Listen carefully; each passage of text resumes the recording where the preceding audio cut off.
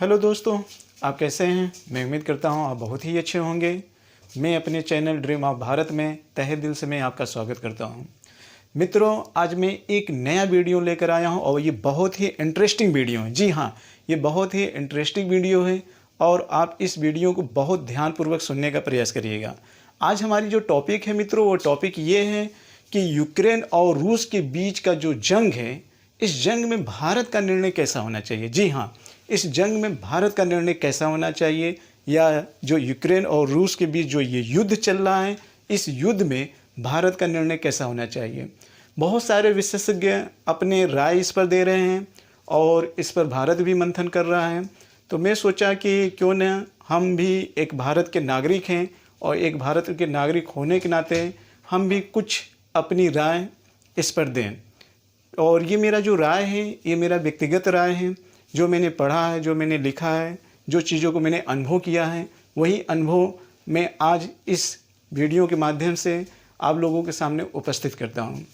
मित्रों, इस वीडियो को बहुत ध्यानपूर्वक सुनने का प्रयास करना चाहिए। और मैं आपको ये बता देना चाहता हूँ कि आज जो मैं टॉपिक लेकर आया हूँ, इस टॉपिक का आंसर बहुत ही आसानी के साथ तो नहीं दिया जा सकता है। हाँ, लेकिन एक चीज़ मैं आपसे कहना चाहूँगा, अगर ये वीडियो आपको अच्छा लगे तो आप कमेंट ज़रूर करिएगा। अगर ख़राब भी लगता है तब भी आप अपने सुझावों के साथ कमेंट ज़रूर प्रस्तुत करने का प्रयास करिएगा। मित्रों, आज जो मैं वीडियो ये लेकर आया हूँ, ये वीडियो एक तरीके से आप ये कह सकते हैं कि ये अंतर्राष्ट्रीय संबंध से जुड़ा हुआ वीडियो है। और अंतर्राष्ट्रीय संबंध तभी हम बहुत अच्छे तरीके से समझ सकते हैं जब मुझे विश्व के इतिहास का ज्ञान हो और साथ ही साथ मुझे भारत के इतिहास का ज्ञान हो। तभी हम इस जो क्वेश्चन किया है, इसका आंसर हम देने में अपने आप को सक्षम पाएंगे, सामर्थ्य पाएंगे और समझने का प्रयास भी कर सकते हैं। अन्यथा इसका आंसर देना इतना आसान नहीं होगा। ठीक है, तो आप देखिएगा। और मैं आपको ये एक चीज़ बता देना चाहता हूँ कि आज जो ये मैं टॉपिक लिया हूँ, वो टॉपिक मैं इसलिए चॉइस किया हूँ ताकि आप लोगों को एक भारत के इतिहास की भी समझ में आ जाए और एक विश्व की जो इतिहास है वो भी समझ आ जाए। लेकिन ध्यान रखिएगा, मैं तथ्यों को ज़्यादा से ज़्यादा देने से बचने का प्रयास करूँगा। ज़्यादा से ज़्यादा मैं तथ्य नहीं देना चाहूँगा। हाँ, ये कह सकते हैं कि जो मैंने तथ्यों का भंडार है, उस तथ्यों के भंडार के माध्यम से जो एक कॉन्सेप्ट आया है, उस कॉन्सेप्ट को मैं आपके सामने शेयर करना चाहूँगा। आप ऐसे कह सकते हैं कि जैसे दूध में से क्रीम निकाला जाता है, वैसे विभिन्न प्रकार के तथ्यों में से मैं आपको वो कॉन्सेप्ट देना चाहता हूँ जिस कॉन्सेप्ट के माध्यम से आप ये समझ सकते हैं कि हाँ, ये जो निर्णय बताया जा रहा है, ये निर्णय अपने आप में लगभग सही है। अब सही है कि गलत है, इसका मूल्यांकन आप करिएगा। तो आइए, जो हमारी टॉपिक है वो टॉपिक क्या है, उस टॉपिक को हम यहाँ पे लिखते हैं। उसके बाद किन किन बिंदुओं पर हम चर्चा करेंगे उस पर भी हम देखेंगे। जैसे मित्रों, आज हमारी टॉपिक है यूक्रेन। जी हाँ, यूक्रेन और रूस के बीच का जंग। यूक्रेन और रूस के बीच जंग में भारत का निर्णय कैसा होना चाहिए। जी हाँ, भारत का निर्णय कैसा होना चाहिए।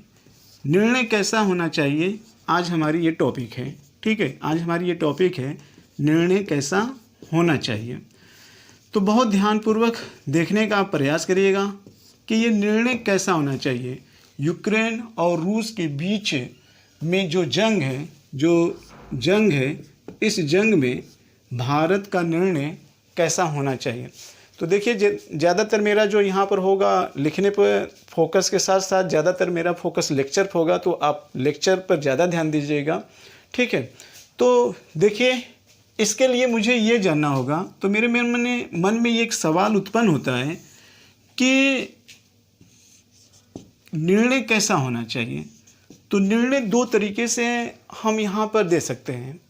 अगर स्थिति सामान्य हुई, जैसे अगर रूस और यूक्रेन के बीच जो युद्ध हो रहा है, अगर स्थिति सामान्य है, तो सामान्य स्थिति में सामान्य स्थिति में भारत का कैसा निर्णय होना चाहिए। ये अगर यूक्रेन और रूस के बीच जंग हो रहा है तो सामान्य स्थिति में भारत का निर्णय कैसा होना चाहिए।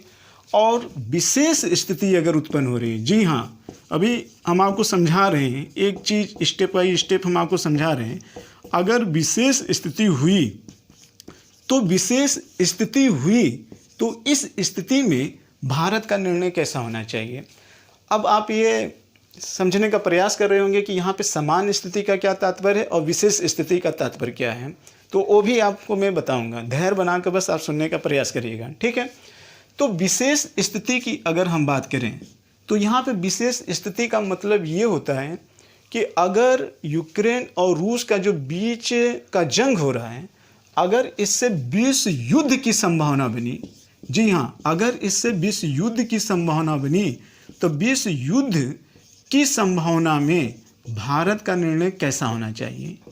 जी हाँ, तो भारत को इस बिंदु पर भी सोचना है और इस बिंदु पर भी सोचना है, सामान्य स्थिति पर भी सोचना है और विशेष स्थिति के भी बारे में सोचना है, और विशेष स्थिति में यदि विश्व युद्ध होता है तो इसके भी बारे में सोचना है। क्लियर। अब आपके मन में एक सवाल और आ रहा है, क्या अगर विश्व युद्ध की संभावना बन रही है तो क्या इसको टाला जा सकता है कि नहीं टाला जा सकता है। तो यहाँ पर दोनों आंसर हैं, टाला जा भी सकता है यानी कि हाँ और नहीं भी। जी हाँ, टाला जा भी सकता है तो इसका आंसर होगा हाँ, और इसका आंसर ये भी हो सकता है कि नहीं। तो ये कैसे आप समझोगे कि विश्व युद्ध को टाला भी नहीं जा सकता है और नहीं, तो ये भी हम देख सकते हैं कि ऐसा किस सिचुएशन में हम इस चीज़ को समझने का प्रयास करेंगे।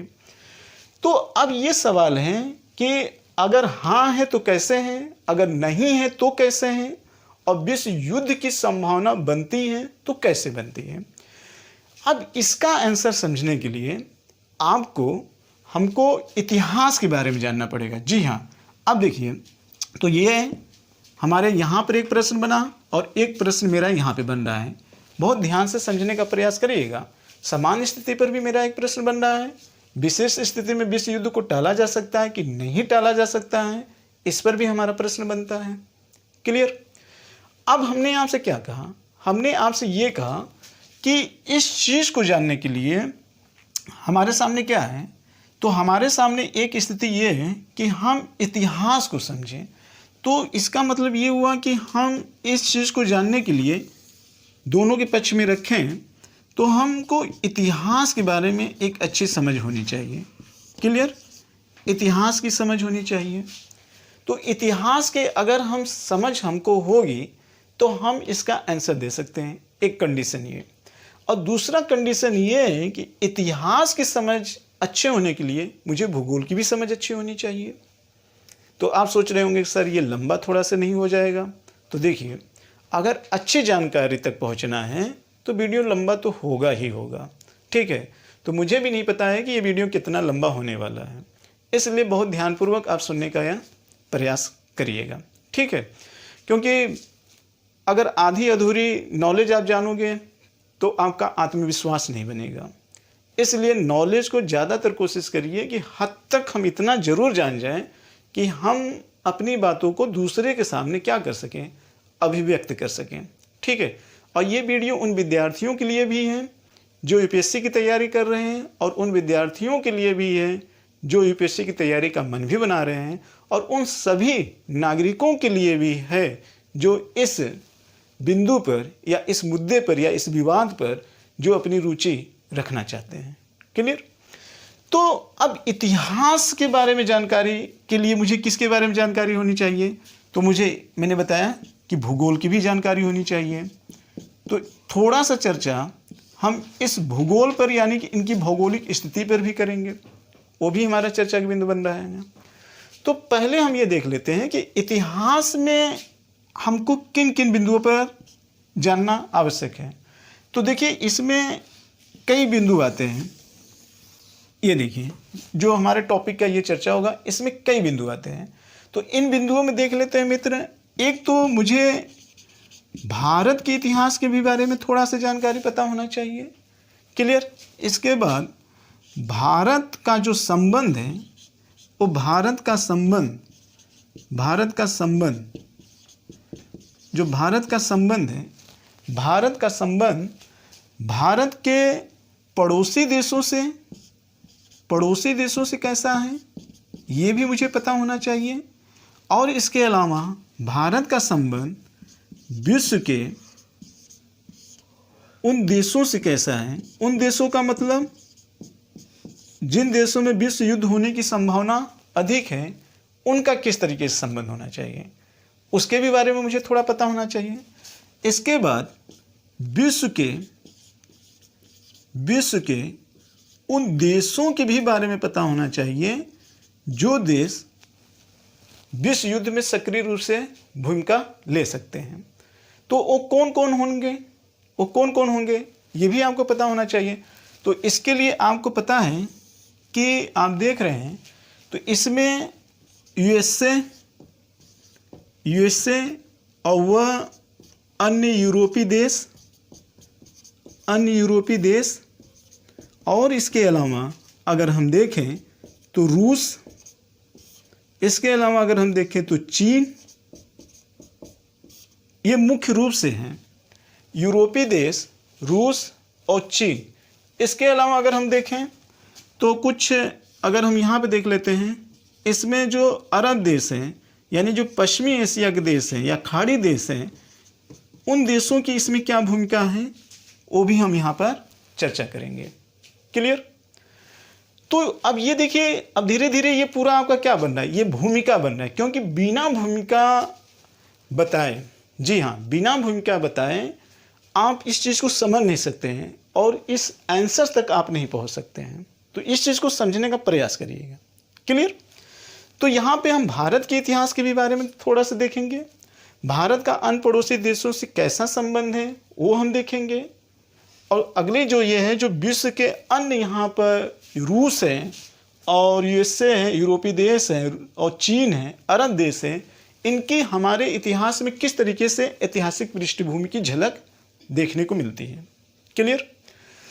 अब एक चीज़ ये है कि इन सारे बिंदुओं पर एक संबंध तो ये बन जाता है कि आप यहाँ पे अभी मैंने चर्चा किया जैसे भौगोलिक स्थिति, यानी कि इतिहास को समझने के लिए भौगोलिक स्थिति कैसी होनी चाहिए ये भी हम देखेंगे। लेकिन एक चीज़ ये है कि अगर हम भारत के बारे में देखेंगे तो इसके बाद जो मेरी टॉपिक ये होगी, अगला जो मेरा बिंदु होगा, इसी के आगे एक टॉपिक आप मान लेते हैं यहाँ पर अगर हम लिख दें, तो इस बिंदु को यहाँ पर अगर हम देखें तो भारत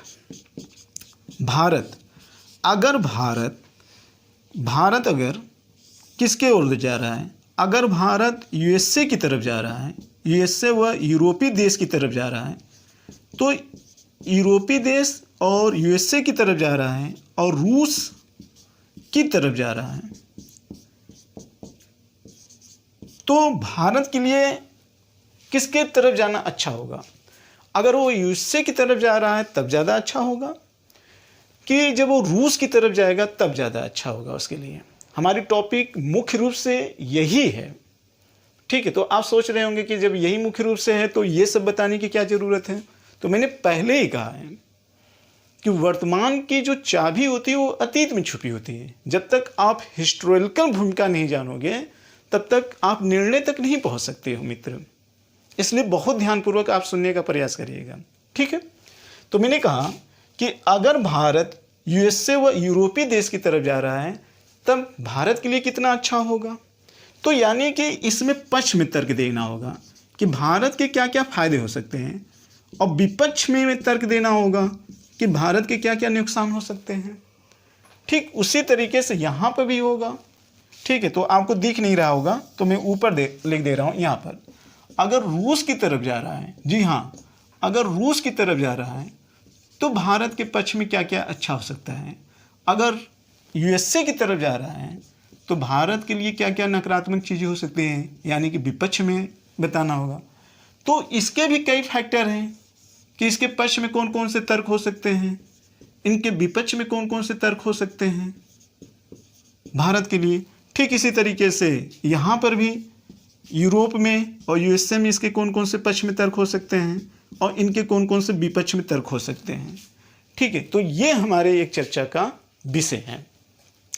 तो ये आप देख रहे हैं कि एक तरीके से क्या है, भूमिका है। मुझे इस निष्कर्ष तक पहुंचना है, तो एक बार फिर से हम 1 मिनट में रिकॉल करते हैं। तो मित्रों, आज मेरी जो टॉपिक है वो टॉपिक कौन सी है?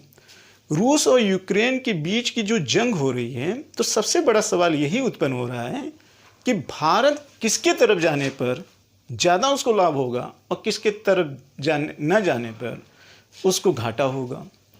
तो मैंने आपको बताया इसके लिए 2 सिचुएशन बनता है।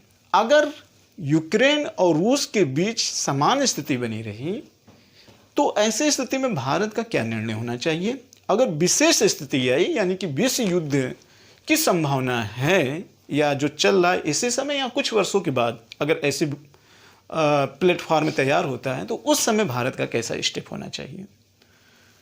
क्लियर?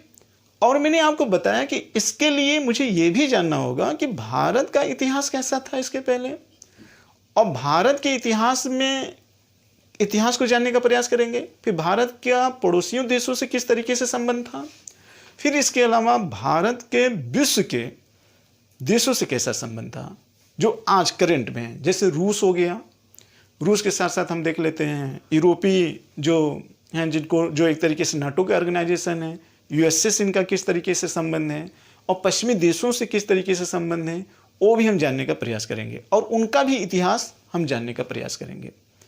क्लियर? तभी एट लास्ट तक हम इस निष्कर्ष तक पहुंचेंगे। तो ये मैं उम्मीद करता हूं कि ये चीज़ें आपने नोट कर लिया होगा। क्लियर? तो आइए अब हम चर्चा करते हैं। जो हमारी टॉपिक होगी वो टॉपिक ये होगी, पहले हम अरब देश, यूएसए, यूरोपीय देश, रूस और चीन के बारे में जाने। लेकिन इतिहास जानने के पहले मैंने कहा कि भौगोलिक स्थिति के भी बारे में आपको पता होना चाहिए। तो ध्यान रखिएगा, हमारी यहाँ पे समान स्थिति और विश्व युद्ध है, तो इसको टाला जा सकता है कि नहीं टाला जा सकता उस पर, और नहीं टाला जा सकता है तो उसके लिए अगर सिचुएशन बनता है तो उस सिचुएशन को हम जानने का प्रयास करेंगे। क्लियर? तो आइए हम देखते हैं, पहले हम भौगोलिक स्थिति के बारे में देख लेते हैं। तो ये आप नोट कर लिए, तो अब हम आगे बढ़ते हैं मित्र। तो देखिए, बहुत ध्यानपूर्वक इस वीडियो को देखने का प्रयास करिए, बहुत जल्दबाजी नहीं है। अगर हम फास्ट चलेंगे तब भी मज़ा नहीं है, बहुत ज़्यादा स्लो चलेंगे तब भी मज़ा नहीं है। ठीक है? क्योंकि ऑनलाइन क्लासेज में अक्सर लोग सोचते हैं कि कम समय में वीडियो हो जाए तो ज़्यादा बेटर है, लेकिन जानते हैं कम समयों में बताने के चक्कर में कुछ पॉइंट छूट जाएंगे तो ये होगा कि पूरी समझ नहीं हो पाएगी। तो इसलिए हम सोच रहे हैं कि बहुत ही आराम से अगर बताएं जिससे कि आपको अच्छे तरीके से समझ में आए। तो आप धैर्य बनाकर सुनने का प्रयास करिएगा। ठीक है? तो देखिए मित्र, पहली चीज़ जो हमारी टॉपिक है, जो जैसा कि मैंने पहले कहा कि यूक्रेन और रूस के बीच की जंग में भारत का निर्णय कैसा होना चाहिए। तो एक चीज़ ध्यान रखिएगा, इस चीज़ को जानने के लिए मुझे विश्व की मानचित्र की समझ होनी चाहिए। विश्व की मानचित्र की समझ होनी चाहिए। ठीक है? इस पर हम अब ऐसा मत समझिएगा कि हम आपको भूगोल पढ़ाने वाले हैं, बस सामान्य जानकारी देने वाले हैं। विश्व की मानचित्र की समझ होनी चाहिए, समझ होनी चाहिए। क्लियर? देखिए मित्र, जहाँ से इतिहास शुरुआत होता है ना, वहाँ भूगोल का अंत होता है। तो इसलिए भूगोल की भूमिका बहुत ज़्यादा होती है इतिहास को समझने के लिए। ठीक है? मानचित्र की समझ होनी चाहिए। तो मानचित्र की समझ के लिए बस आप इतना काम करिएगा कि जैसा कि आप देखें हैं 2 डायमेंशनल में इस तरीके से एटलस बना होता है। क्लियर? तो एटलस में आप जरूर देखने का प्रयास करिएगा। 2 डायमेंशनल में एटलस बनता है। तो आप जानते हैं 0 अक्षांश की रेखा होती है। आप ये भी जानते होंगे कि यहाँ पे 23.5 अक्षांश की कर्क रेखा होती है। आप ये भी जानते होंगे कि यहाँ पे 23.5 अक्षांश की मकर रेखा होती है। और इधर जाने पर 90 अक्षांश इधर होता है, 90 अक्षांश इधर होता है। और यहाँ पर 180 देशांतर रेखा इधर भी होती है, 180 देशांतर रेखा इधर भी होती है। तो कुल मिलाकर 300 देशांतर रेखा इधर हो जाती है। अब आप ये जानते हैं कि जो विषुवत रेखा की ये वाला जो ऊपर वाला पार्ट होता है ये नॉर्थ गोलार्ध होता है, और जो इसके नीचे वाला पार्ट होता है ये साउथ गोलार्ध होता है। और यहीं पर 0 देशांतर की रेखा होती है, इस साइड में जाने पर हम देखते हैं कि ईस्ट गोलार्ध पड़ता है, ईस्ट गोलार्ध पड़ता है, और इधर जाने पर जो साइड पड़ता है वह वेस्ट गोलार्ध पड़ता है, इधर वेस्ट गोलार्ध पड़ता है और इधर ईस्ट गोलार्ध पड़ता है। ठीक है, ये जीरो देशांतर की रेखा है। तो जीरो देशांतर की रेखा पर ये पूरा वाला पार्ट ईस्ट गोलार्ध, इधर वाला पूरा पार्ट वेस्ट गोलार्ध हो जाता है। विषुवत रेखा के ऊपर जाने पर नॉर्थ गोलार्ध और नीचे आने पर साउथ गोलार्ध होता है। क्लियर। अब कौन सा देश किस गोलार्ध में है ये तो पता होना चाहिए, और ये भी पता होना चाहिए कि कौन सा देश कितने अक्षांश पर है, और कौन सा देश, जी हाँ, कौन सा देश किस किस सागर से लगा हुआ है, और कौन सा देश किस देश का पड़ोसी है, ये भी आपको पता होना चाहिए। क्योंकि जब ये लोकेशन को आप समझोगे तभी हम ये जानने का पूरा अवसर मिल जाएगा कि आखिर में लोग क्यों एक दूसरे को अपने राज्य में विलय करना चाहते हैं, या अपना सैन्य अड्डा वहाँ पे क्यों स्थापित करना चाहते हैं। तो ये सारी निगरानी रखने के लिए, गुप्तचर विभाग बैठाने के लिए और अपनी आर्थिक गतिविधियों को अंजाम देने के लिए। क्लियर। तो अगर इस लोकेशन को आप जानते रहेंगे तो ये पता चल जाएगा कौन किसका पड़ोसी देश है, और दूसरी चीज़ कौन देश किस अक्षांश में है, किस सागर पर है।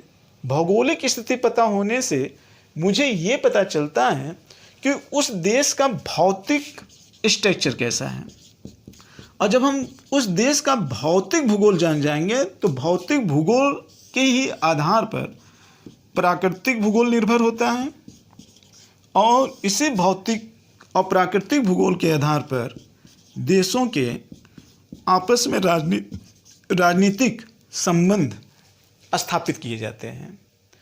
और उसका उद्देश्य क्या होता है कि ज़्यादा से ज़्यादा आर्थिक संसाधनों का ध्रुवीकरण। जी हाँ, आर्थिक संसाधनों का ध्रुवीकरण। तो आप मेरी बातें समझ गए होंगे।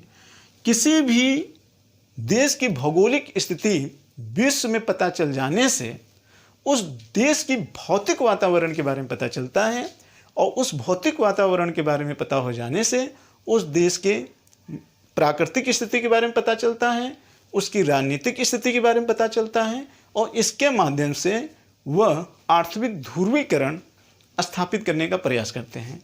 और यही आर्थिक ध्रुवीकरण को लेकर एक देश दूसरे देश के दोस्त बनते हैं और एक देश दूसरे देश के दुश्मन बनते हैं, और यही दुश्मनी विश्व युद्ध में तब्दील हो जाता है।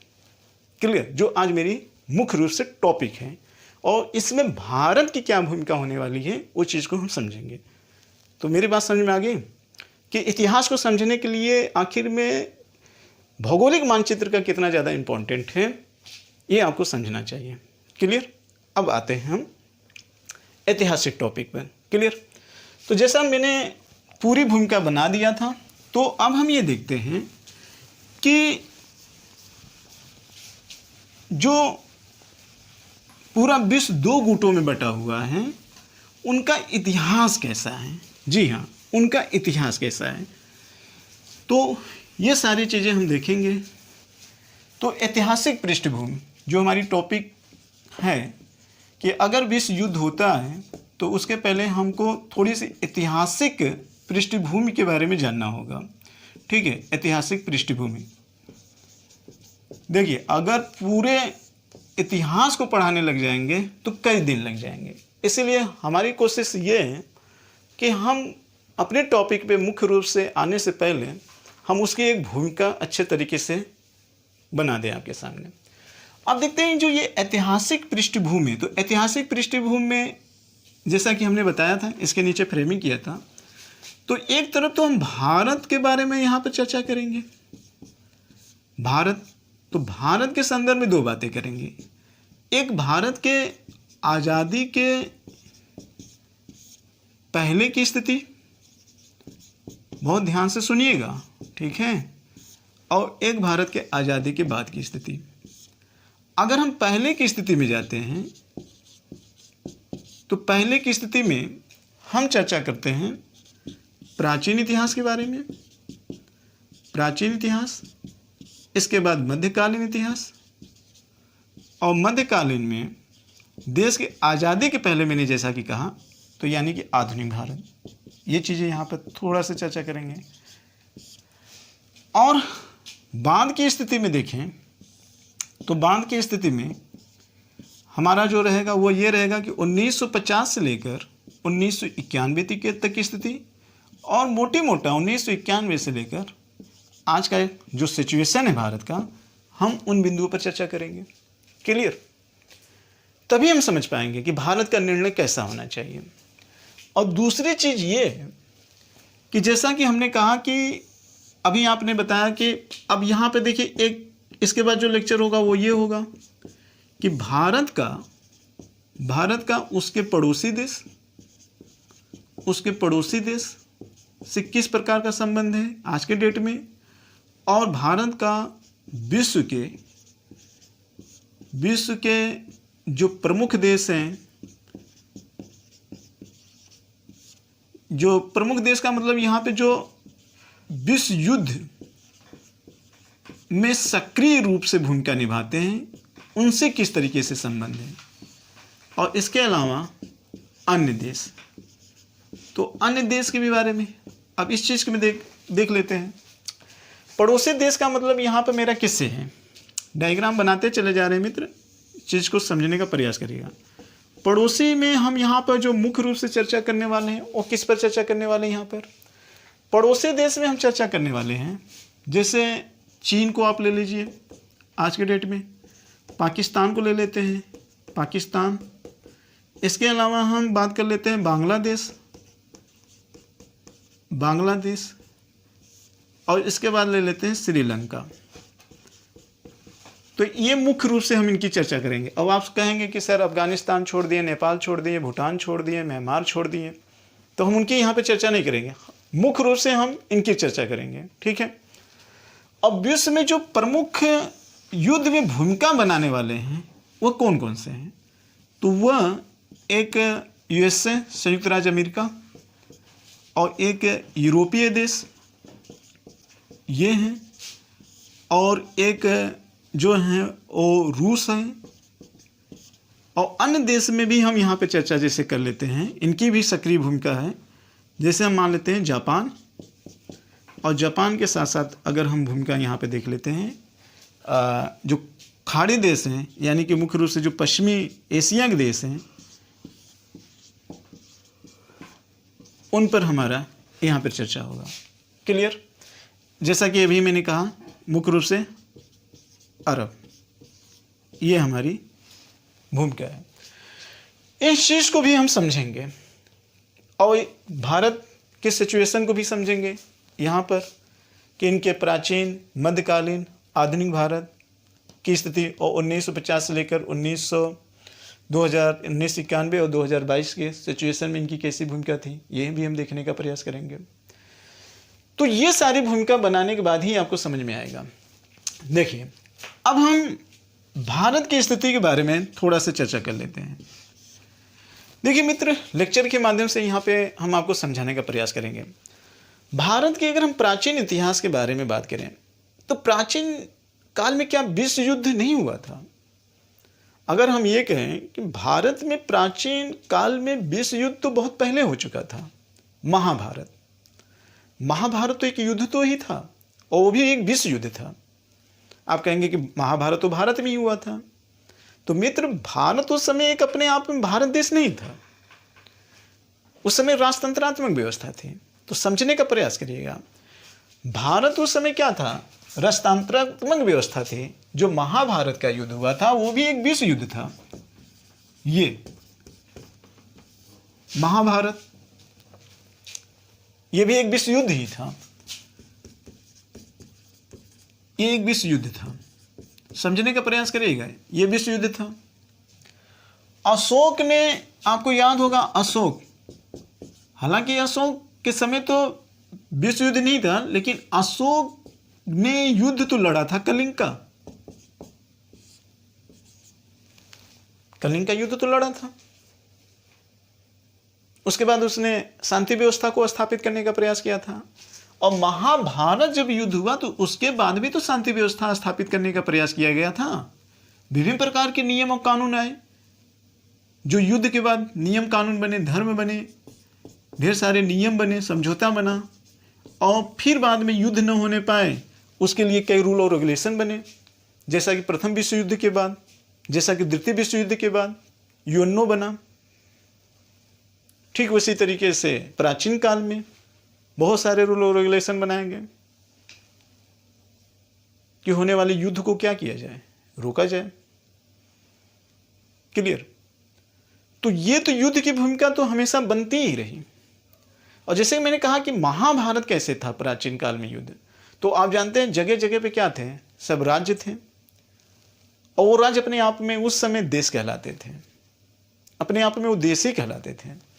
और उन लोगों ने भी आपस में गुट बनाया, जो पांडव थे वो अपना गुट बनाया, जो कौरव थे वो अपना गुट बनाए, और इन दो गुटों में एक बहुत ही भयंकर युद्ध हुआ जिसे हम प्राचीन काल में भारत में महाभारत के युद्ध के नाम से जानते हैं। शायद यही कारण है कि भारत इसके बाद दुनिया के किसी भी देश पर आक्रमण नहीं किया, क्योंकि भारत जानता था कि युद्ध का परिणाम कितना ज़्यादा भयानक होता है।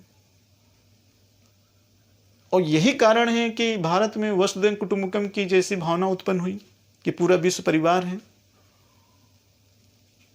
युद्ध से कोई समस्या का समाधान नहीं निकलता है, युद्ध हमेशा तबाही लेकर आता है। तो जैसे कि मैंने कहा, क्या युद्ध को रोका जा सकता है? तो जी हाँ, युद्ध को रोका जा सकता है। अगर हम महाभारत से प्रेरणा लें, अशोक के शिलालेखों से प्रेरणा लें, प्रथम विश्व युद्ध से प्रेरणा लें, द्वितीय विश्व युद्ध से प्रेरणा लें, और इसके माध्यम से जो विशेषज्ञों ने अपनी राय प्रस्तुत की, जो विद्वानों ने अपनी राय प्रस्तुत की, इसको आप क्या करेंगे? उजागर करिए। इस समय जो सिचुएशन बना हुआ है, लोग कहेंगे कि तीसरा युद्ध न होने पाए। मुझे लगता है कि यह इतिहास का चौथा बड़ा विश्व युद्ध होने वाला है, और दुनिया में सबसे पहले अगर कहीं विश्व युद्ध हुआ तो मैं ये कहूंगा भारत में हुआ है। और यही कारण है कि भारत आज तक दुनिया के किसी देश पर अटैक नहीं किया, पहले पहल नहीं किया, उसके साम्राज्य विस्तार की कोई भयानक इस तरीके की नीति नहीं हुई थी। और यही कारण है कि भारत वसुधैव कुटुंबकम के रास्ते पे चला। और ये चीजें मुझे अनुच्छेद नंबर 51 में भी देखता है, अंतर्राष्ट्रीय एकीकरण, कि अपने स्वार्थ की पूर्ति करने के लिए गुटबाजी न करिए। हाँ, दूसरे की मदद करने के लिए आप गुटबाजी कर सकते हैं, लेकिन अपने स्वार्थ की पूर्ति करने के लिए आप गुटबाजी न करिए। भारत इसके विरोधी है। यही कारण है कि हम भारत लोग क्या हैं? गुट निरपेक्ष हैं, गुट निरपेक्ष हैं। हम किसी की पतन पर अपने विकास की इमारत को नहीं खड़ा करना चाहते हैं। भारत इस विचारधारा पर चलता है। और जब प्रथम विश्व युद्ध हुआ तो कुछ बातें भारत के ही यही अप्लाई की गई। द्वितीय विश्व युद्ध में यूएनओ की स्थापना क्यों की गई? विश्व में शांति व्यवस्था को बनाए रखने के लिए किया गया। उसका मकसद यही था कि दोबारा विश्व युद्ध न होने पाए। लेकिन आज इतने दिनों के बाद, 1945 द्वितीय विश्व युद्ध खत्म होने के बाद, आज 2022 में ये भूमिका बनती हुई नजर आ रही है। तो मुझे उस इतिहास को क्या करना पड़ेगा? खंगालना पड़ेगा, वो दृश्य सामने लोगों को प्रस्तुत करना पड़ेगा, जिससे कि विश्व युद्ध को रोकने से बचाया जा सके। तो अगर आप मुझसे पूछते हैं कि रोका जा सकता है, तो मैं हाँ ये कहूंगा कि विश्व युद्ध को रोका जा सकता है। कैसे रोका जा सकता है? तो जो मैं अभी सिचुएशन बताया ये। अब एक चीज, इसी चीज को समझने के लिए थोड़ा सा एक चीज मैं आपको और समझाना चाहता हूं, समझते जाइए। पहले का आंसर दे रहा हूं, रोका जा सकता है, तो हाँ रोका जा सकता है। तो कैसे रोका जा सकता है? महाभारत में जो युद्ध हुए, अशोक ने जो शिलालेख किस उद्देश्यों से उसने उजागर किया और बौद्ध धर्म फैलाया। प्रथम विश्व युद्ध के बाद कौन कौन सी नीतियां आई, द्वितीय विश्व युद्ध के बाद यूएनओ को स्थापित किया गया, तो उसका क्या उद्देश्य था। इन सारे चीजों को लेकर आइए और उस पर विचारों मंथन करिए, सामान्य जन जागरूक में फैलाइए, ताकि लोगों के हृदय परिवर्तन हो। हृदय परिवर्तन मतलब उनकी भावनात्मक सोच बदले और ईगो की भावनाओं को हटाएं और विश्व में शांति लाने की पहल करें। अब देखिए जरा समझते हैं इस चीज़ को, दूसरे शब्दों में हम यहाँ पे समझते हैं। ये चीज़ें समझिए, ये अभी हम इस टॉपिक पर आएंगे, ये आप नोट करते जाइएगा कि ये मुझे पढ़ना है। लेकिन मैं आपसे एक चीज़ यहाँ पर डिस्कशन करना चाहता हूँ। देखिए, अगर मैं आपसे पूछूं कि पहले धर्म आया कि पहले नैतिकता आया, पहले स्वार्थ आया कि पहले नैतिकता आया, पहले संतुलन आया कि पहले धर्म आया, पहले शक्ति आई कि पहले सत्ता आया, अब आप तो उलझने लगे होंगे कि ये कैसा मैटर है। जब आप चीज़ों को एक एक चीज़ को समझोगे तभी चीज़ें समझ में आएगा। ठीक है, तो जैसे हम बात करते हैं, मेरे ख्याल से इंसान स्वभाव से क्या होता है, स्वार्थी होता है। बहुत ध्यान से सुनिएगा, जब इंसान स्वभाव से स्वार्थी होगा तो वो अपना शक्ति का प्रयोग करेगा। अब वो अपना शक्ति का प्रयोग किया, और जब शक्ति का प्रयोग होने लगता है मित्र, तो युद्ध होता है। जी हाँ, तो युद्ध होता है। अब युद्ध के बाद क्या होगा, विनाश होगा। जैसा मैंने महाभारत में बताया, प्रथम विश्व युद्ध में बताया, द्वितीय विश्व युद्ध में बताया, विनाश तो होगा। कि युद्ध हमेशा सतत रूप से चलता रहेगा? नहीं, दोनों पक्ष का नुकसान होगा, हर तरीके से नुकसान होगा। तो युद्ध होगा तो विनाश होगा। तो जब विनाश होगा तो क्या होगा, आपसी सहमति होगी, और आपसी सहमति ऐसे नहीं आएगी। तो युद्ध के बाद एक शब्द आता है मोरलिटी, जिसे आप मानवाधिकार भी कह सकते हैं। नैतिकता का जन्म होने लगता है कि यार बहुत हमारे लोग मर गए, आपके लोग मर गए, ऐसा है कि थोड़ा आप थोड़ा मैं आपस में समझौता कर लेते तो अच्छा होता। अरे यही काम तो पहले कर लिए होते हैं, क्या आपके पूर्वजों ने नहीं किया था? तो किए थे, लेकिन आपने अपने ईगो को हर्ट करना ही नहीं चाहते हैं। तो नैतिकता आएगी, और जब नैतिकता जन्म होता है मित्र, तो यहीं पे धर्म बनता है। अब इसी धर्म को आप चाहे यूएनओ कह लो द्वितीय विश्व युद्ध के बाद, चाहे आप यहाँ पे भारत के संविधान से रिलेटेड कर लेते हैं। बहुत ध्यान से समझने की कोशिश करिएगा। धर्म और नियम ये क्या है? धर्म समाज को संचालित करने का क्या है, एक माध्यम है। अब जब ये सारी चीज़ें बनती हैं तो क्या होता है, जब सारी चीज़ रूल और रेगुलेशन हो जाती है तो सत्ता बनता है। सत्ता, तो सत्ता होती है, कोई ऑर्गेनाइजेशन होता है, तो सत्ता के माध्यम में लोगों को उनके अधिकारों, उनके दायित्वों को बताया जाता है। और जो उनके अधिकारों और दायित्वों को बताया जाता है मित्र, उसके पीछे नियम काम करते हैं और उसी के अकॉर्डिंग चलना होता है। लेकिन कौन कहाँ चलता है? द्वितीय विश्व हुआ, परमाणु बम बनाने की होड़ लग गई, और मकसद क्या था? खुद को बचाना था कि दूसरे को मारना था? अब ये तो सोच का विषय है, और ये दिखाई दे रहा है कि बचाने की भूमिका थी कि मारने की भूमिका थी। तो सत्ता का मतलब कि अधिकारों और कर्तव्यों को बताया गया था, और ये आया कैसे? यहां से आया। अब लोग अपने अधिकार और कर्तव्यों का जब पालन करेंगे, दायित्वों का पालन करेंगे, तो संतुलन होगा।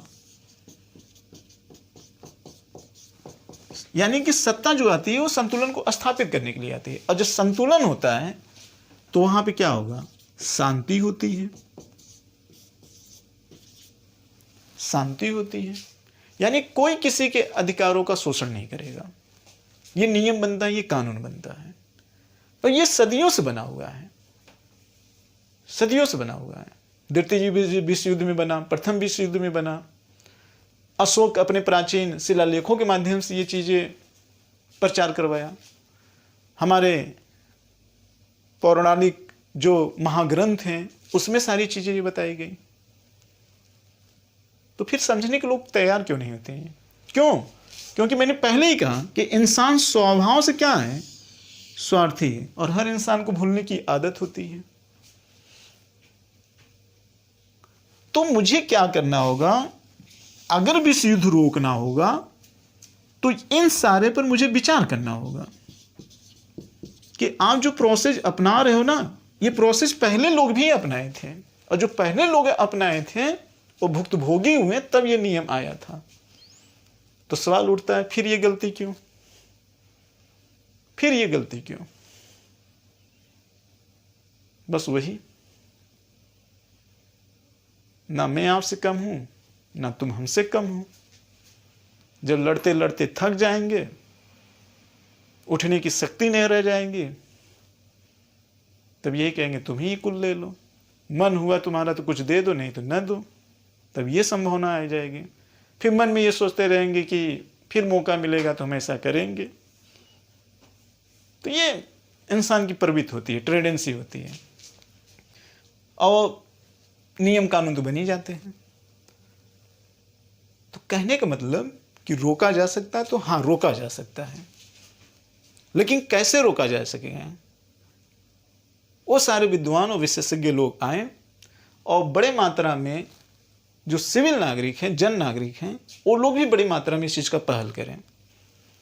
विद्वानों के साथ साथ नॉर्मल जो सिविल नागरिक हैं वो भी आंदोलन करें कि विश्व युद्ध न होने पाए, जुलूस निकालें, आस्था निकालें, ताकि जो बड़े पद पर लोग रहने वाले हैं उनकी आंखें खुलें और समझें और बीच का रास्ता निकालें।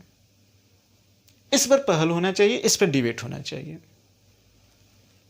लेकिन मीडिया में देखिए, इन सब के बजाय अब विश्व युद्ध होने वाला है, तब विश्व युद्ध होने वाला है, आज ये तैयारी चल रही है, उनको उतने लोगों को उड़ाया, उनको इतने लोगों को उड़ाया, इस पर डिबेट होता रहता है। तो इसके बजाय मुझे इस पर भी ज़्यादा पहल करनी चाहिए, तब रोका जा सकता है। क्लियर? अब हम आते हैं दूसरी स्थिति में कि नहीं रोका जा सकता है, तो उसके पीछे इतिहास को जानते हैं, उसके पीछे इतिहास को जानते हैं। क्लियर? तो भारत की सिचुएशन जैसे जानने से पहले हम पहले विश्व की सिचुएशन को जान लें तो अच्छा ही होगा। आइए देखते हैं।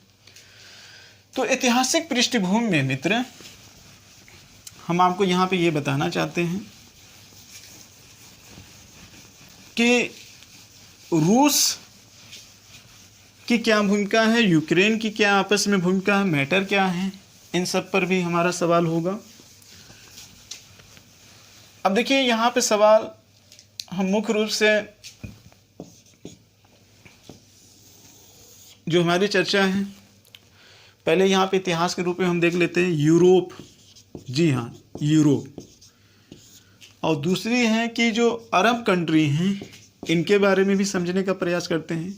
अब देखिए मैंने कहा कि इन सब का इतिहास में लोकेशन, भौगोलिक मानचित्र में लोकेशन कैसा है, ये ध्यान रखिएगा। और ये रूस, अब इस चीज़ को हम ध्यान करेंगे। चीन की बहुत ज़्यादा सक्रिय भूमिका नहीं है, क्योंकि मैटर हम आधुनिक और ऐतिहासिक पृष्ठभूमि में मुख्य रूप से हम मध्यकालीन और आधुनिक भारत का यहाँ पे डिस्कशन करना चाहेंगे। क्लियर? आधुनिक भारत पर डिस्कशन यहाँ पर करना चाहेंगे। अब देख लेते हैं थोड़ा सा यहाँ पे यूरोप की बात कर लेते हैं मित्र। देखिए यूरोप की अगर हम बात करते हैं तो यूरोप को हम देखते हैं इसका 15वीं और 16वीं शताब्दी में, 15वीं और 16वीं शताब्दी में आपको पता होगा कि इनका पुनर्जागरण हुआ था। और फिर अगर हम देखें पुनर्जागरण इस काल में हुआ था। इसके बाद अगर हम देखें 18वीं शताब्दी जाते जाते हैं, इनका 17वीं शताब्दी में देखें तो 17वीं शताब्दी में, बहुत ध्यान से सुनिएगा, 17वीं शताब्दी में धार्मिक सुधार हुआ था। यूरोप में बात कर रहा हूँ, धार्मिक सुधार हुआ। और इसके बाद हम देखें प्रबोधन काल, जो यूरोप का प्रबोधन काल था, जिसे हम ज्ञानोदय का काल भी कहते हैं, ये 18वीं शताब्दी में हो गया था। 18वीं शताब्दी में अगर हम बात करें तो प्रबोधन काल हुआ। अब इन तीनों शब्दों को थोड़ा सा यहाँ पे समझना जरूरी है। पुनर्जागरण और पुनर्जागरण के साथ साथ धार्मिक सुधार और प्रबोधन काल को, तीनों चीज़ों को यहाँ समझ लेते हैं। क्योंकि जो मेरी टॉपिक को फाइनली आंसर करने के लिए मुझे ये सब का डिस्कशन करना पड़ेगा। और बहुत डिटेल्स में चर्चा नहीं कर रहा हूँ, इसमें बहुत घबराने की बात नहीं है। मैं आपको इतिहास नहीं पढ़ा रहा हूँ, मैं इतिहास की नॉर्मल सिर्फ झलक बता रहा हूँ। तो ये चीज़ें यहाँ पे आपको ध्यान रखना होगा। अब ये देखते हैं कि इनका जो 15वीं शताब्दी में पुनर्जागरण आया, तो वो आया कब? 1453 में। बहुत ध्यान से सुनिएगा, 1453 में जब अरबियों के द्वारा, अरब देशों के द्वारा कुस्तुनिया पर कब्जा हो गया था। और ये कुस्तुनिया कौन थी? अब देखिए, ये थोड़ा से मैंने कहा थोड़ा बहुत तथ्य लेंगे। कुस्तुनिया यानी कि तुर्की पर जब इनका कब्जा हो गया था, तो यूरोप के जो लोग थे, भारत में जो मसाले के व्यापार करने के लिए आते थे, वो स्थल मार्ग वाला रूट तो बंद हो गया। अब ये स्थल मार्ग से तो आ नहीं सकते थे, तो इनके अंदर एक जागरूकता उत्पन्न हुई। और वो जागरूकता धीरे धीरे उत्पन्न की, थोड़ा से अरब देशों से ज्ञान का प्रचार प्रसार हुआ और वो उस पर वर्क करने लगे। आवश्यकता ही आविष्कार की जननी होती है। रिसर्च वगैरह थोड़ा बहुत चलते रहे, तो अब मजबूरी भी आ गई। और जब मजबूरी आ गई और उधर थोड़ा सा रिसर्च भी चल रहा था, तो आप जानते हैं कि कोलंबस निकला था भारत की खोज करने के लिए। बहुत ध्यान से सुनिएगा, कोलंबस निकला था भारत की खोज करने के लिए। अब वो आपको पता है कि 1492 में कहाँ पहुँच गया? 1492 में वो यूएसए पहुँच गया। अब इसने यूएसए की खोज कर लिया 1492। और आपको एक डेट और याद होना चाहिए कि 1498 में वास्को डी गामा भारत पहुँच गया था। तो भारत की खोज हो गई थी। हालांकि भारत तो पहले था, भारत तक के मार्ग पहुंचने की खोज किया था वास्को डी गामा। क्लियर? तो बहुत दिनों तक ये लोग क्या किए, पुनर्जागरण के आने के फलस्वरूप थोड़ा सा ज्ञान इनका विकसित हुआ, तो ये भारत में व्यापार करने के लिए और व्यापार वगैरह करते रहे। और जब थोड़ा से और विकसित हुए, तो जो रूढ़िवादी इनकी यहाँ धर्म था, जो भौतिकता का विरोध करता था, जिसे आप ईसाई में कैथोलिक धर्म कहते हैं और एक प्रोटेस्टेंट धर्म है, इन दोनों में लेकर विवाद हो गया। तो जो पुरानी परंपरा थी वो टूटने लगी। तो भौतिकतावादी का धीरे धीरे प्रचार प्रसार हुआ और ऐसे धीरे धीरे सारी यूरोपीय कंपनियां भारत में प्रवेश की। और भारत में प्रवेश के साथ साथ अन्य कई देशों में लोग गए, लेकिन मुख्य रूप से यूरोपीय के 2 ही देश थे। और वो जो 2 देश थे, वो 2 देश कौन थे? तो पहले हम यूरोप वाला देख लेते हैं, उसके बाद हम अरब में आते हैं। ठीक है, इसको भी आते हैं, लेकिन एक चीज़ ध्यान रखिएगा, बहुत ध्यान से समझते जाइएगा और एक दूसरे से जोड़ते जाइएगा। ठीक है, ओवरऑल हम पूरा रिकॉल करवाएंगे एक बार, लेकिन जो बता रहा हूँ उसको ध्यानपूर्वक देखिएगा। हुआ क्या कि अब धीरे धीरे देखा लोग आगे बढ़ने चालू किए। पूरे यूरोपीय देशों में अगर बात की जाए तो 2 देश बहुत ज़्यादा सक्रिय हुए। एक फ्रांस सक्रिय हुआ और एक ब्रिटेन सक्रिय हुआ। ये 2 देश, फ्रांस और ब्रिटेन। तो ज़्यादातर जो विश्व के देश हुआ करते थे पहले, ये फ्रांस और ब्रिटेन के उपनिवेश हुआ करते थे। यही 2 देश शक्तिशाली के रूप में उभरे आधुनिक भारत के रूप में, आधुनिक भारत काल में, यानी आधुनिक इतिहास में इन्हीं का बोलबाला था। और आज भी देखेंगे बहुत सारे द्वीपों पर फ्रांस और ब्रिटेन का ही कब्जा है और बहुत सारे ईसाई देश भी बन चुके हैं और ईसाई धर्म के ज़्यादा लोगों ने ग्रहण भी किया। तो ये इन्हीं 2 देशों के उपनिवेश होने के कारण। क्लियर? बहुत ध्यानपूर्वक समझने का प्रयास करिएगा। फ्रांस और ब्रिटेन। तो ब्रिटेन में आपको पता है कि ब्रिटेन में क्रांति कब हुई थी? 1688 में हो गई थी। और फ्रांस की जो क्रांति हुई थी वो 1789 में हो गई थी। ये यहाँ पे क्रांति हुई, यहाँ पे क्रांति हुई। और अमेरिका में जो क्रांति हुई थी यूएसए में, तो क्रांति कब हुई थी यूएसए में? तो यूएसए में क्रांति 1773 में हो गई थी। अब आप देख रहे हैं कि इन सब में धीरे धीरे क्या, यूएसए में क्रांति होने का मतलब ये हुआ कि ब्रिटेन वहाँ भी थे, लो ब्रिटेन वहाँ पर कब्जा भी किए थे। जैसे आपको कार्नवालिस का समय पता होगा, तो वहाँ पर कार्नवालिस के समय पे जाते जाते लोग अपना आधिपत्य कर रहा था, उसको नियंत्रण अमेरिका को, ब्रिटेन का कब्जा वहाँ पे भी था, लेकिन ब्रिटेन के मूल निवासी वहाँ पे भी थे, लेकिन ब्रिटेन अपना आधिपत्य जमाना चाहता था। थे दोनों आपस में भाई भाई, लेकिन अमेरिका अपने आप को स्वतंत्र कर लिया। अब जब वो अपने आप को 1773 में क्रांति हुई, लोगों ने अपने आप को स्वतंत्र किया, तो अमेरिका धीरे धीरे विकसित होता चला गया। और एक समय ऐसा आया 1833 के आसपास आते आते अमेरिका का औद्योगिकीकरण तेजी से होने लगा।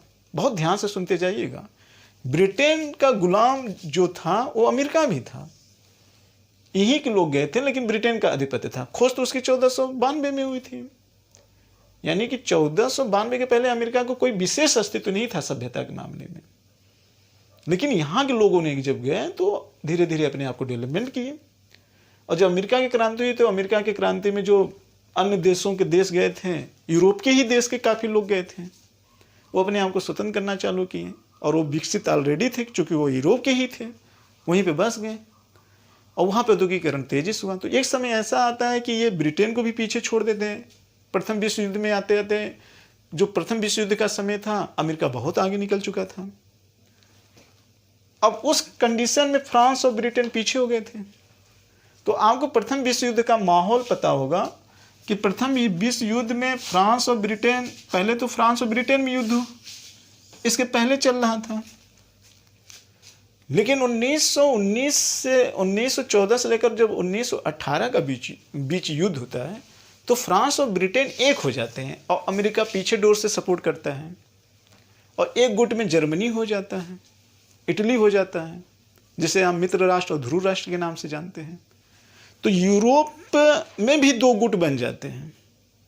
उस समय जापान सक्रिय रूप से भाग तो नहीं लेता है, लेकिन ये युद्ध होते हैं। अब आप सोचेंगे कि इतने ही कम देश क्यों? क्योंकि इस समय जो प्रथम विश्व युद्ध होता है तो ज़्यादातर सारे देश गुलाम ही तो रहते हैं। उस समय भारत भी गुलाम रहता है, चीन भी गुलाम रहता है उस समय, और जो अरब के देश थे वो भी यूरोपीय देश के गुलाम थे। ज़्यादातर लोग गुलाम ही थे। तो गुट कौन ज़्यादा बने? तो यहाँ गुट बनने का कोई संभावना ही नहीं था। भारत ब्रिटेन का गुलाम था। तो ये भूमिका वहां पे भी धीरे धीरे बनना चालू हुआ। और रूस उस समय मित्र राष्ट्र की तरफ उसका झुकाव था, ध्रुवीय राष्ट्र की तरफ नहीं था, मित्र राष्ट्र की तरफ उसका झुकाव था। ये आप थोड़ा सा ध्यान रखिएगा। तो कंडीशन, थोड़ा सा इतिहास में ये चीजें आपको पता होनी चाहिए कि युद्ध की भूमिका पहले भी बन चुकी थी, युद्ध की भूमिका पहले भी बन चुकी थी। तो इस तरीके से देखेंगे, यहाँ पर इनका पुनर्जागरण हुआ, प्रबोधन काल हुआ, तो औद्योगिकीकरण हुआ, तो यूरोप देश धीरे धीरे विकसित होते चले गए। और आपको ये पता है कि ये अरब देश जो थे 1453 में कुछ दुनिया पे कब्जा कर लिए थे। तो अब ये कहानी बनती है कि आखिर में अरब वाले देश 1453 में क्या सिचुएशन बना कि कब्जा कर लिए। दुनिया के सबसे शक्तिशाली देश पर इन्होंने कब्जा किया। तो इसका मतलब ये था कि एक दौर तो ऐसा भी रहा होगा कि अरब देश, यानी कि अरब कंट्री ज़्यादा इनसे मजबूत होगी यूरोपीय देश से। और ये भारत को तो शुरू में आके गुलाम तो थोड़ी नहीं बना लिए थे। भारत में ये लोग अंग्रेज आए, व्यापार किए, लंबे समय तक 150 वर्ष तक धीरे धीरे व्यापार ही करते रहे। 1757 के प्लासी युद्ध में भूमिका इन्होंने बनाया, और 1757 के प्लासी के युद्ध की भूमिका से बाद बक्सर का युद्ध, फिर धीरे धीरे आपस में भारतीयों को एक दूसरे से लड़ाते रहे और भारत में धीरे धीरे अपने साम्राज्यवादी विस्तार किए। एट लास्ट में भारत को गुलाम बनाए और उन्हीं के पैसे से धीरे धीरे ये शक्तिशाली होते गए उपनिवेश। और जो अरब कंट्री थे वो धीरे धीरे गरीब होते चले गए। तो वो भी देख लेते हैं थोड़ा से। तो यानी कि आप ये कह सकते हैं जो यूरोपीय देश थे आधुनिक भारत में, ये भूमिका आते आते ये लगभग 18वीं शताब्दी में मजबूत बनना चालू करते हैं, और तब से आज तक मजबूत स्थिति में बने हुए हैं, तब से लेकर आज तक। तो मध्यकालीन इतिहास में जानते हैं पुअर कंडीशन में थे ही, बहुत ज़्यादा अच्छे कंडीशन में ये नहीं थे। लेकिन आज के दौर में देखेंगे तो सबसे ज़्यादा विद्वान, हर विषयों के स्पेशलिस्ट वहीं पाए जाते हैं। इस समय तो वही आगे हैं ना, आधुनिक काल में वही सबसे ज़्यादा आगे हैं विश्व के मानचित्र पर। अब हम अरब देशों की बात कर लेते हैं। आइए फटाफट अरब देशों के बारे में थोड़ी सी कहानी हम देख लेते हैं मित्र। तो अरब देश में अगर हम देखें तो ज़्यादातर मुस्लिम देश हैं, तो इसकी भी कहानी थोड़ी सी समझ लेते हैं। इसको समझने के लिए आप जानते हैं कि जो अरब देश हैं, जो पश्चिमी एशिया ज़्यादातर देश हैं, पश्चिमी एशिया देश, जिसमें आप नाम सुने होंगे सऊदी अरब, ईरान, इराक, ये सब। उसके बाद मध्य एशिया में चले जाएंगे तो विभिन्न प्रकार के उज्बेकिस्तान, किर्गिस्तान, तजाकिस्तान, ये सारे देश हैं।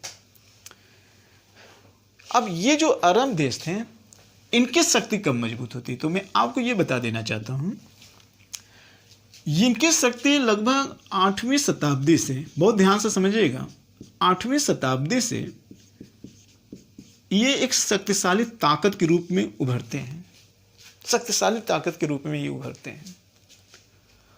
और जब ये उभरते हैं तो लगभग 500 वर्षों तक, जी हाँ, मान लेते हैं कि 12वीं शताब्दी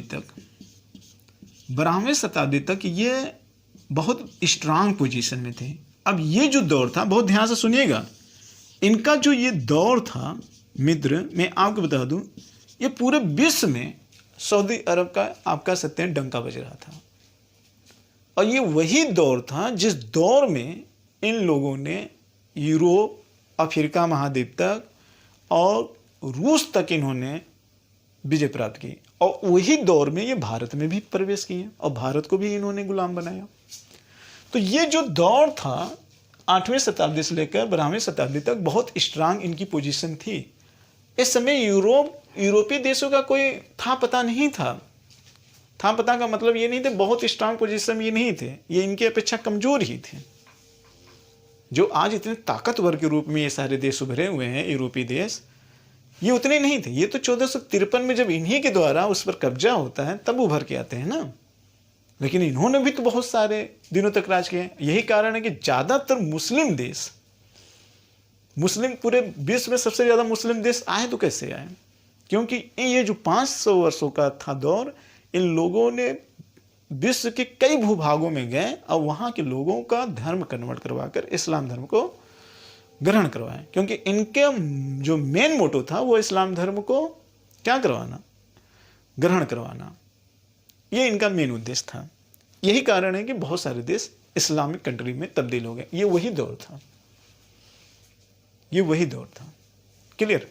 लेकिन इनका भी दौर समाप्त होता है, इनका भी दौर समाप्त होता है। और इनका दौर तब समाप्त होता है जब यहाँ पे रूस वाला बेल्ट देखेंगे मित्र, तो रूस के बारे वाले बेल्ट में देख लेते हैं।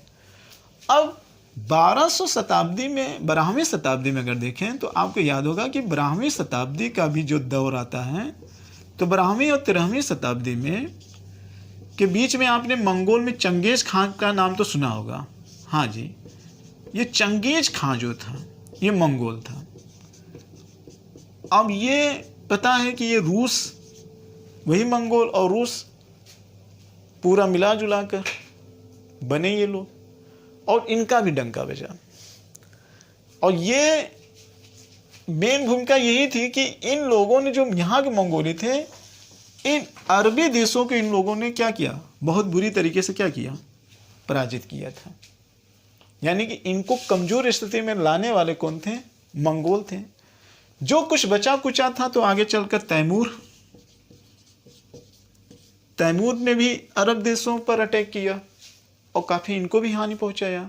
मंगोल के अलावा, यानी चंगेज के वंशज, इधर तैमूर के वंशज। आपको पता ही होगा कि बाबर के समय तैमूर का भी, मतलब तैमूर लंका अटैक नहीं, लेकिन तैमूर के वंशज अटैक करते थे, मंगोल के वंशज अटैक करते थे। बाबर जहाँ परगना का था तो वो लोग इधर अटैक करते थे कि नहीं करते, और उधर गुट जो था ईरानियों का, अरब का, वो अलग गुट था। इन लोगों में भी कई गुट बटे थे। तो यानी कि जो अरब कंट्री की बहुत बड़ी ताकत थी वो टूट गई। अब सब अपने अपने अरब कंट्री में गुटबाजी बनते रहे। लेकिन कुछ जो अरब के देश थे वो किधर की तरफ गए, यूनान की तरफ। तो 1453 में इन्होंने कुस्तुनिया पर कब्जा कर लिया, लेकिन उतने ज़्यादा शक्तिशाली नहीं रहे 1453 में। जो इन्होंने 8वीं शताब्दी और 12वीं शताब्दी का जो दौर इनका ताकतवर था मुस्लिम कंट्री का, वो 1453 में उतने स्ट्रांग पोजीशन में नहीं थे। ये आप थोड़ा सा ध्यान में बैठा लीजिएगा, उतने स्ट्रांग पोजीशन नहीं थे। और ये वही देश है जैसे सऊदी अरब हो गया, इराक हो गया, ईरान हो गया, ये सब पहले एकजुटता थी। यानी किसी का एक छत्र राज चलता था, पूरा खलीफा का एक छत्र राज चलता था पूरे देशों में, मुस्लिम कंट्रियों में। लेकिन ये भी दो भागों में विभक्त हो गए। और ये दो भागों में आगे चलकर इनमें क्यों विभक्त हो गए? जो ये आपस में अरब कंट्री थे, ये क्यों विभक्त हुए? इनकी बात तैमूर को मंगोल को छोड़िए, ये क्यों विभक्त हुए? तो इसके पीछे दो कारण हैं। इनका संप्रदाय है, एक शिया संप्रदाय है और एक सुन्नी संप्रदाय है। एक शिया संप्रदाय और एक सुन्नी संप्रदाय है। तो शिया वाले जो हैं ये मूल मोहम्मद साहब पैगंबर के विचारों पर चलने वाले हैं और सुन्नी जो हैं ये नवाचार विचारधाराओं पर चलने वाले हैं। कहने का मतलब जो शिया संप्रदाय के लोग हैं उनके संप्रदायों में उदारता ज़्यादा देखने को मिलती है, लेकिन सुन्नी वाले में थोड़ा सा कठोर कानून देखने को मिलता है। और उनके चूंकि शिया संप्रदाय वाले जो थे, अच्छा निकले क्यों हैं? दोनों इस्लाम धर्म से निकले हुए हैं, लेकिन शिया मूल रूप से मोहम्मद साहब पैगंबर और सुन्नी में नवाचार की विचारधारा है। तो जो ये दो संप्रदाय ऑलरेडी पहले से बढ़ चुके थे और आगे चलकर इनमें संघर्ष होता है, इसलिए ये आपस में विभक्त हो जाते हैं और इनकी कमजोरी का फायदा जब यूरोप कंट्री विकसित होती है तो वो उठा लेती हैं। तो कुल मिला जुला कर अगर आप देखें, अरब का अस्तित्व भी खत्म हो गया, उधर मंगोल अपने रास्ते पे चले गए, भारत पर इधर फ्रांस इधर ब्रिटेन वाले ने गुलाम बना लिया था सारी पृष्ठभूमि। और जैसा कि मैंने कहा कि प्रथम विश्व युद्ध आप देखें ही तो उसमें ही मुख्य रूप से कुछ ही विकसित देश थे, जैसे फ्रांस हो गया, जर्मनी हो गया, ब्रिटेन हो गया, रूस था, अप्रत्यक्ष रूप से भागीदारी अमेरिका की भी थी और अप्रत्यक्ष रूप से भागीदारी जापान की भी थी, लेकिन सामने नहीं आए। लेकिन द्वितीय विश्व युद्ध में अमेरिका और जापान दोनों प्रत्यक्ष रूप से सामने आए और अमेरिका इसी फ्रांस और ब्रिटेन की तरफ था, जो एट लास्ट में कहाँ बम गिराया? जापान में गिराया। तो अमेरिका ने जापान पे बम गिराया, जिसमें जापान में बड़ी ही जान माल की क्या हुई? क्षति हुई। इतनी बात समझ में आई। और वो जापान, जो जापान कभी चीन को गुलाम बनाया था, एक वो दौर था कि जापान ने चीन को गुलाम बनाया था। ये ध्यान रखिएगा, अभी ये टॉपिक आएगी, क्योंकि जो मैं निर्णय भारत का बताने वाला हूँ उसको आपको समझना होगा। तो भारत और जापान का संबंध बिना जाने, चीन और जापान का संबंध जाने आप निर्णय नहीं दे पाओगे। तो अमेरिका ने जापान पे बम गिराया था और जापान ने चीन को गुलाम बनाया था। ये ध्यान रखिएगा, ये पॉइंट ध्यान रखिएगा। क्लियर? तो ये सब भारत के आज़ादी के पहले की घटना है। क्लियर? तो ये चीज़ें आपने देखा कि रूस उधर मंगोल वाला इलाका था, तो धीरे धीरे ये सब अपने अपने रास्ते में। तो अरब क्या थे, कैसे? अब अरब किसके मामले में जान रहे हैं? तो ये तेल, यहाँ तेल का उत्पादन बहुत ज़्यादा होता है, ये ध्यान रखना, यहाँ पे तेल का उत्पादन बहुत ज़्यादा होता है। अब पूंजीवादी विचारधारा, इंडस्ट्रियल कल्चर में कौन आगे निकला? तो यूरोपीय देश प्लस यूएसए आगे चले गए, ये ध्यान रखना। तो ये इनकी कुछ ऐतिहासिक पृष्ठभूमि आपने समझा होगा, आपने समझा और मनन करिएगा। मैंने कहा कि मैं इतिहास नहीं पढ़ा रहा हूँ, लेकिन थोड़ी बहुत आपको भूमिका बताते हुए मैं चल रहा हूँ। क्लियर? तो ये मध्यकालीन और आधुनिक भारत, मैंने आपको चीज़ें कुछ जोड़ के बताई और मैं उम्मीद करता हूँ ये चीज़ें आपको समझ में आ रही होंगी थोड़ा बहुत। अब मित्र यहाँ पर हम आगे बढ़ते हैं। सिचुएशन अब हम भारत की देख लेते हैं। ये तो हो गया विश्व में जो मुख्य रूप से देश थे, वह अन्य देश थे, उनकी सिचुएशन के बारे में देखते हैं। थोड़े भारत की सिचुएशन के बारे में देख लेते हैं। आपको भारत के बारे में भी थोड़ा बहुत इतिहास पता होना चाहिए। भारत के इतिहास, अगर हम भारत की बात करें तो प्राचीन इतिहास, जैसा कि मैंने शुरू में ही फ्रेमिंग बना दिया था, मध्यकालीन और आधुनिक, ये चीज़। क्लियर? और ये आज़ादी के पहले की घटना, फिर उसके बाद आज़ादी के बाद भी है, ये देखेंगे। अब आज़ादी के बाद मैंने अभी आपको बताया कि 1991 यानी देश की आज़ादी 1950 का हम ले लेते हैं, 1950 1991, 1991 से लेकर 2022, ये सिचुएशन भी हम जानने का प्रयास करेंगे। क्लियर? मेन मुद्दा मेरा यहाँ से स्टार्ट होता है। अगर हम भारत की सिचुएशन की बात करें तो आपको पता है कि भारत में पहले जेम्स मिल नाम के एक व्यक्ति थे। उन्होंने कल्चर के आधार पर इतिहास को 3 भागों में बांटा। हिंदू धर्म को प्राचीन काल में उन्होंने बांट दिया और इस्लाम को उन्होंने आधार पर मध्यकालीन इतिहास को बांट दिया और यूरोपीय कल्चर के आधार पर इन्होंने आधुनिक भारत को बांटा। तो ये जो इन्होंने बांटा, भारत में सांप्रदायिकता के बीज को बोने का इन्होंने काम किया।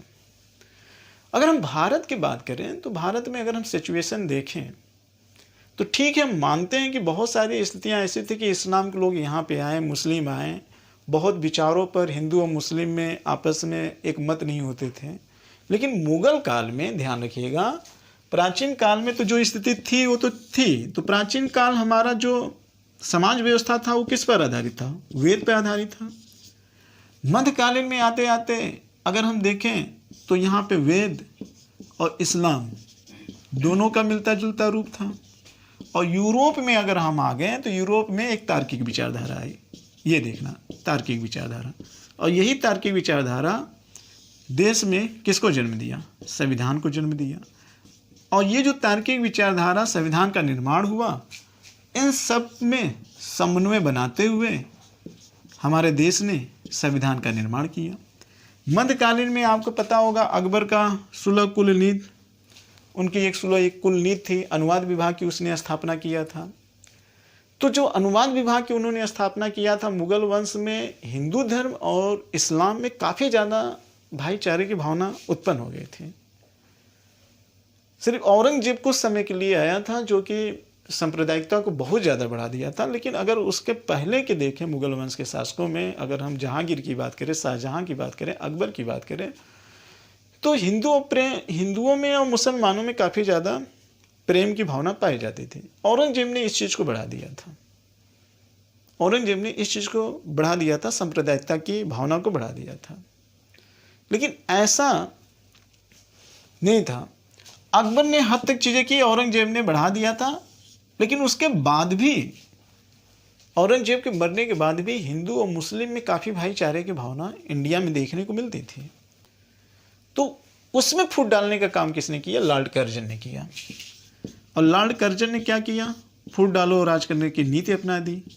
और जो ये फूट डालो राज करो की नीति इसने अपनाई, ये भारत में सांप्रदायिकता को बहुत ज़्यादा बढ़ा दिया। और इसी कारण से भारत का विभाजन हुआ, यानी कि पाकिस्तान और भारत, दो पृथक राष्ट्र का जन्म हो गया।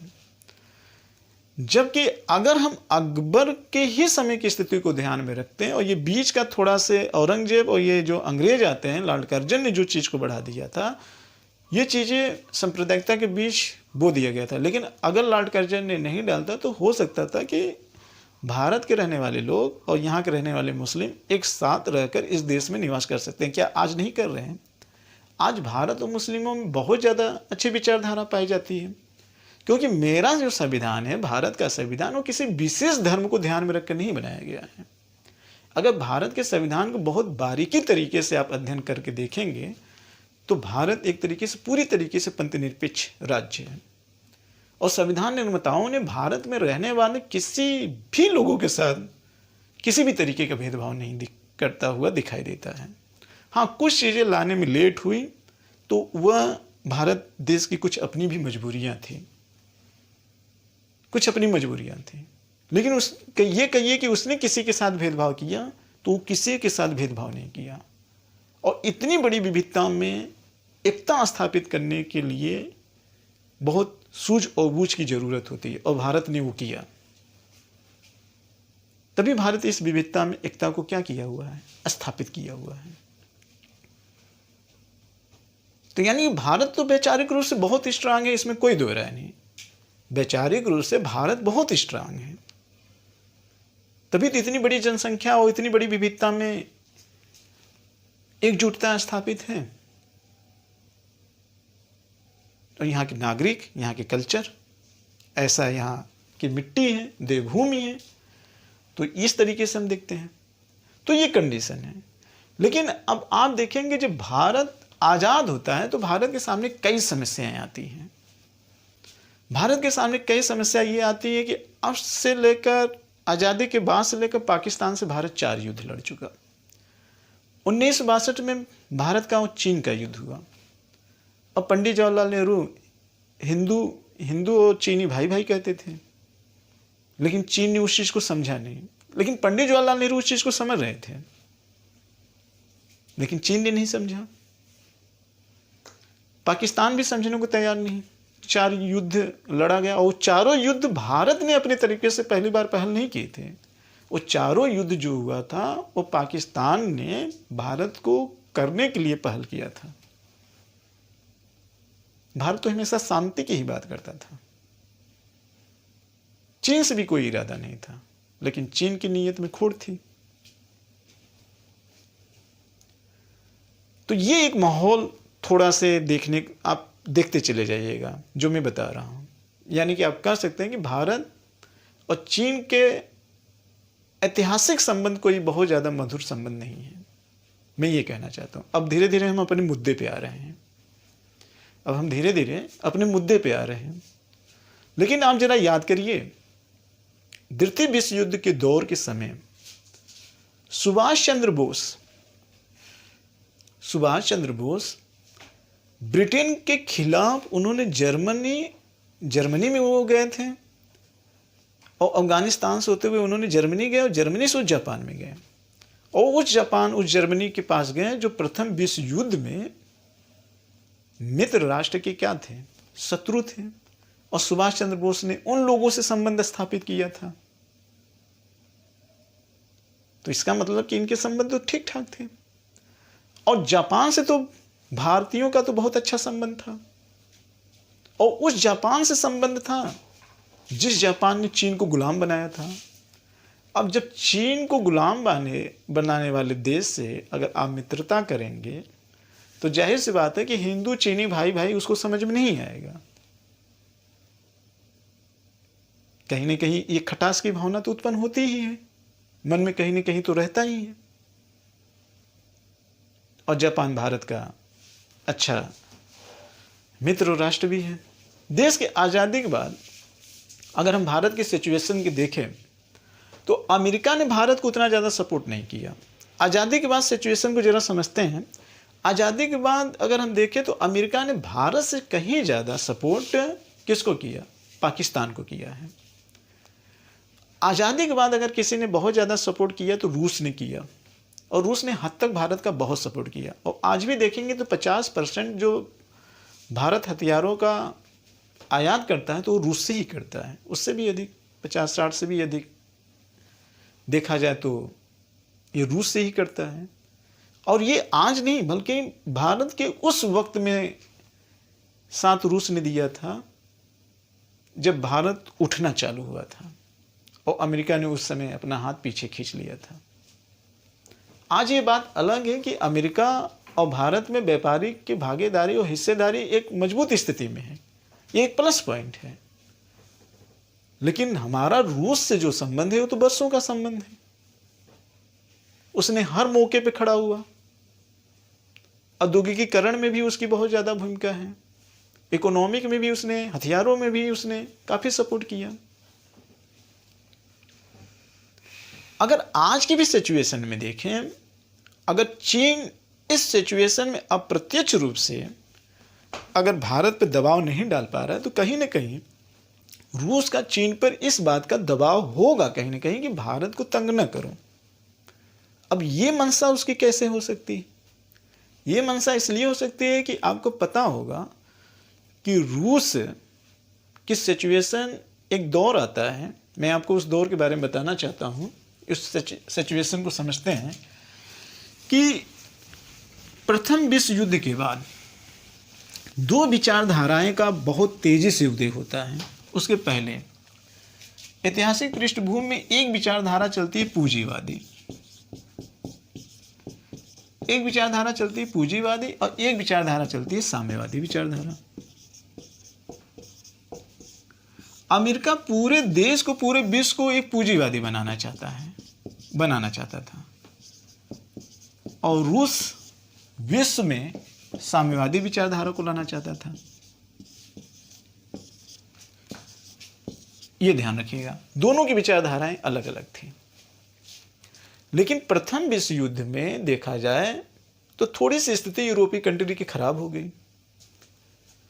पूंजीवादी विचारधाराओं की बहुत मोटे तौर पे आलोचना होती है, आगे चल के पूंजीवाद 1929 में विफल हो जाता है। तो लोगों का झुकाव रूस की तरफ होता है, और जितने भी अरब कंट्री थे वो रूस की तरफ हो जाते हैं। और उसी समय रूस एक सोवियत संघ के रूप में जाना जाता था, और ये सोवियत संघ का प्रचार प्रसार, सोवियत संघ का गठन धीरे धीरे बढ़ना चालू हुआ। और इस सोवियत संघ में कुल 15 देश थे, और इस 15 देश में यूरोप का, पूर्वी यूरोप के कुछ देश थे, और प्लस एक रूस तो था ही था। अब इस सोवियत का जो विघटन हुआ वो 1991 में शीत युद्ध के उपरांत हुआ। और जो ये शीत युद्ध हो रहा था, ये किसके किसके बीच हो रहा था? तो ये शीत युद्ध यूएसए और प्लस रूस, यूएसए के साथ जुड़ा हुआ था एक और नाटो ऑर्गेनाइजेशन, जिसमें यूरोप के काफ़ी देश भाग लेते हैं। मैं फैक्ट पे बहुत ज़्यादा नहीं जाना चाहता हूँ, मैं कॉन्सेप्ट पे ज़्यादा विचार यहाँ करना चाहता हूँ। तो यूएसए और प्लस नाटो शीत युद्ध में एक तरफ थे, और रूस सोवियत संघ यानी कि ये इस साइड में थे, और जिसमें ये पूर्वी यूरोप के भी कुछ देश थे और रूस था। अब सोवियत संघ में कौन कौन से शामिल थे? तो आपको पता होगा, बाल्टिक सागर से इधर लगे हुए जो यूक्रेन तो है ही है, बेलारूस है, आर्मेनिया है, जॉर्जिया है, इसके बाद एस्टोनिया है, लाटविया है, ये सारे देश थे। और उधर देखेंगे इस तरफ तो स्वीडन है, फिनलैंड है, ब्रिटेन है, जर्मनी है, पोलैंड है, ये सब है, ऑस्ट्रेलिया है, पुर्तगाल है, तमाम प्रकार के इस तरीके से देश हैं, स्पेन वगैरह हैं। हाँ, ये सब यूरोप में इधर थे। अब इनको ये बात हजम नहीं हो रही थी, यूएसए को भी हजम नहीं हो रहा था कि रूस का विस्तार यहाँ तक है, अगर इसकी बढ़ती हुई ताकत को नहीं रोका जाएगा तो ये हम लोगों के लिए आगे चल के खतरा उत्पन्न कर सकता है। तो यूएसए की पूरी कहीं ना कहीं ये रणनीति थी कि सोवियत संघ का क्या कर दिया जाए, विघटन कर दिया जाए। और ये लंबे समय 40 वर्षों तक एक दूसरे देश की सेनाएं आमने सामने खड़ी थी। एट लास्ट में सोवियत संघ का विघटन हो ही जाता है। तो सारे देश से अलग होते हुए सारे देश निकले, उसी में से एक देश निकल गया यूक्रेन। लेकिन यूक्रेन तो निकला जरूर, लेकिन यूक्रेन न तो नाटो में है न तो रूस में था। और ये बात रूस को हजम नहीं हो रही थी कि मेरा ही अंग होकर दूसरे देश में चला जा रहा है, काफी दिनों तक था। अब सिचुएशन को देखते हुए रूस यूक्रेन को फिर से अपने में मिलाना चाहता है, और वहीं दूसरी तरफ यूक्रेन ज्यादातर क्लोजली रूस से न जुड़कर नाटो ऑर्गेनाइजेशन यानी कि यूरोप देशों से जुड़ा हुआ है। अब सिचुएशन, हालात ये है इस समय 2022 का कि यूक्रेन यूरोप की तरफ जाना चाहता है, न कि रूस की तरफ जाना चाहता है, और रूस हर हाल में अपनी तरफ मिलाना चाहता है। लेकिन सिचुएशन ये हुआ कि ये बीच का जो दौर है, थोड़ा सा ध्यान में रखिएगा, 1991 के बाद 2022 इस समय आते आते यूएसए, अगर देखा जाए तो यूएसए इधर रूस का सोवियत संघ का विघटन किया। और ये जो दौर है, बीच में आप ओसामा बिन लादेन की भी घटना देखते होंगे, अफगानिस्तान पर भी आप देखते होंगे, वहां पे अपना एक बफर स्टेट बनाने की कोशिश कर रहे थे। तो पहले तो आपस में जितने भी खाड़ी देश थे एक दूसरे को मिलाया और एक दूसरे को आपस में लड़ाया, और फिर मेन वक्त पे यूएसए ने उन लोगों को छोड़ दिया। और उधर 1991 की घटना में तो सोवियत संघ का विघटन किया, और 2021-22 में जो खाड़ी देश के अरब देश थे, इनका विश्वास टूटने लगा। यानी कि पाकिस्तान का भी विश्वास नहीं रहा, अफगानिस्तान का भी विश्वास नहीं रहा, ईरान देश का भी विश्वास नहीं रहा। किसके ऊपर? यूएसए के ऊपर।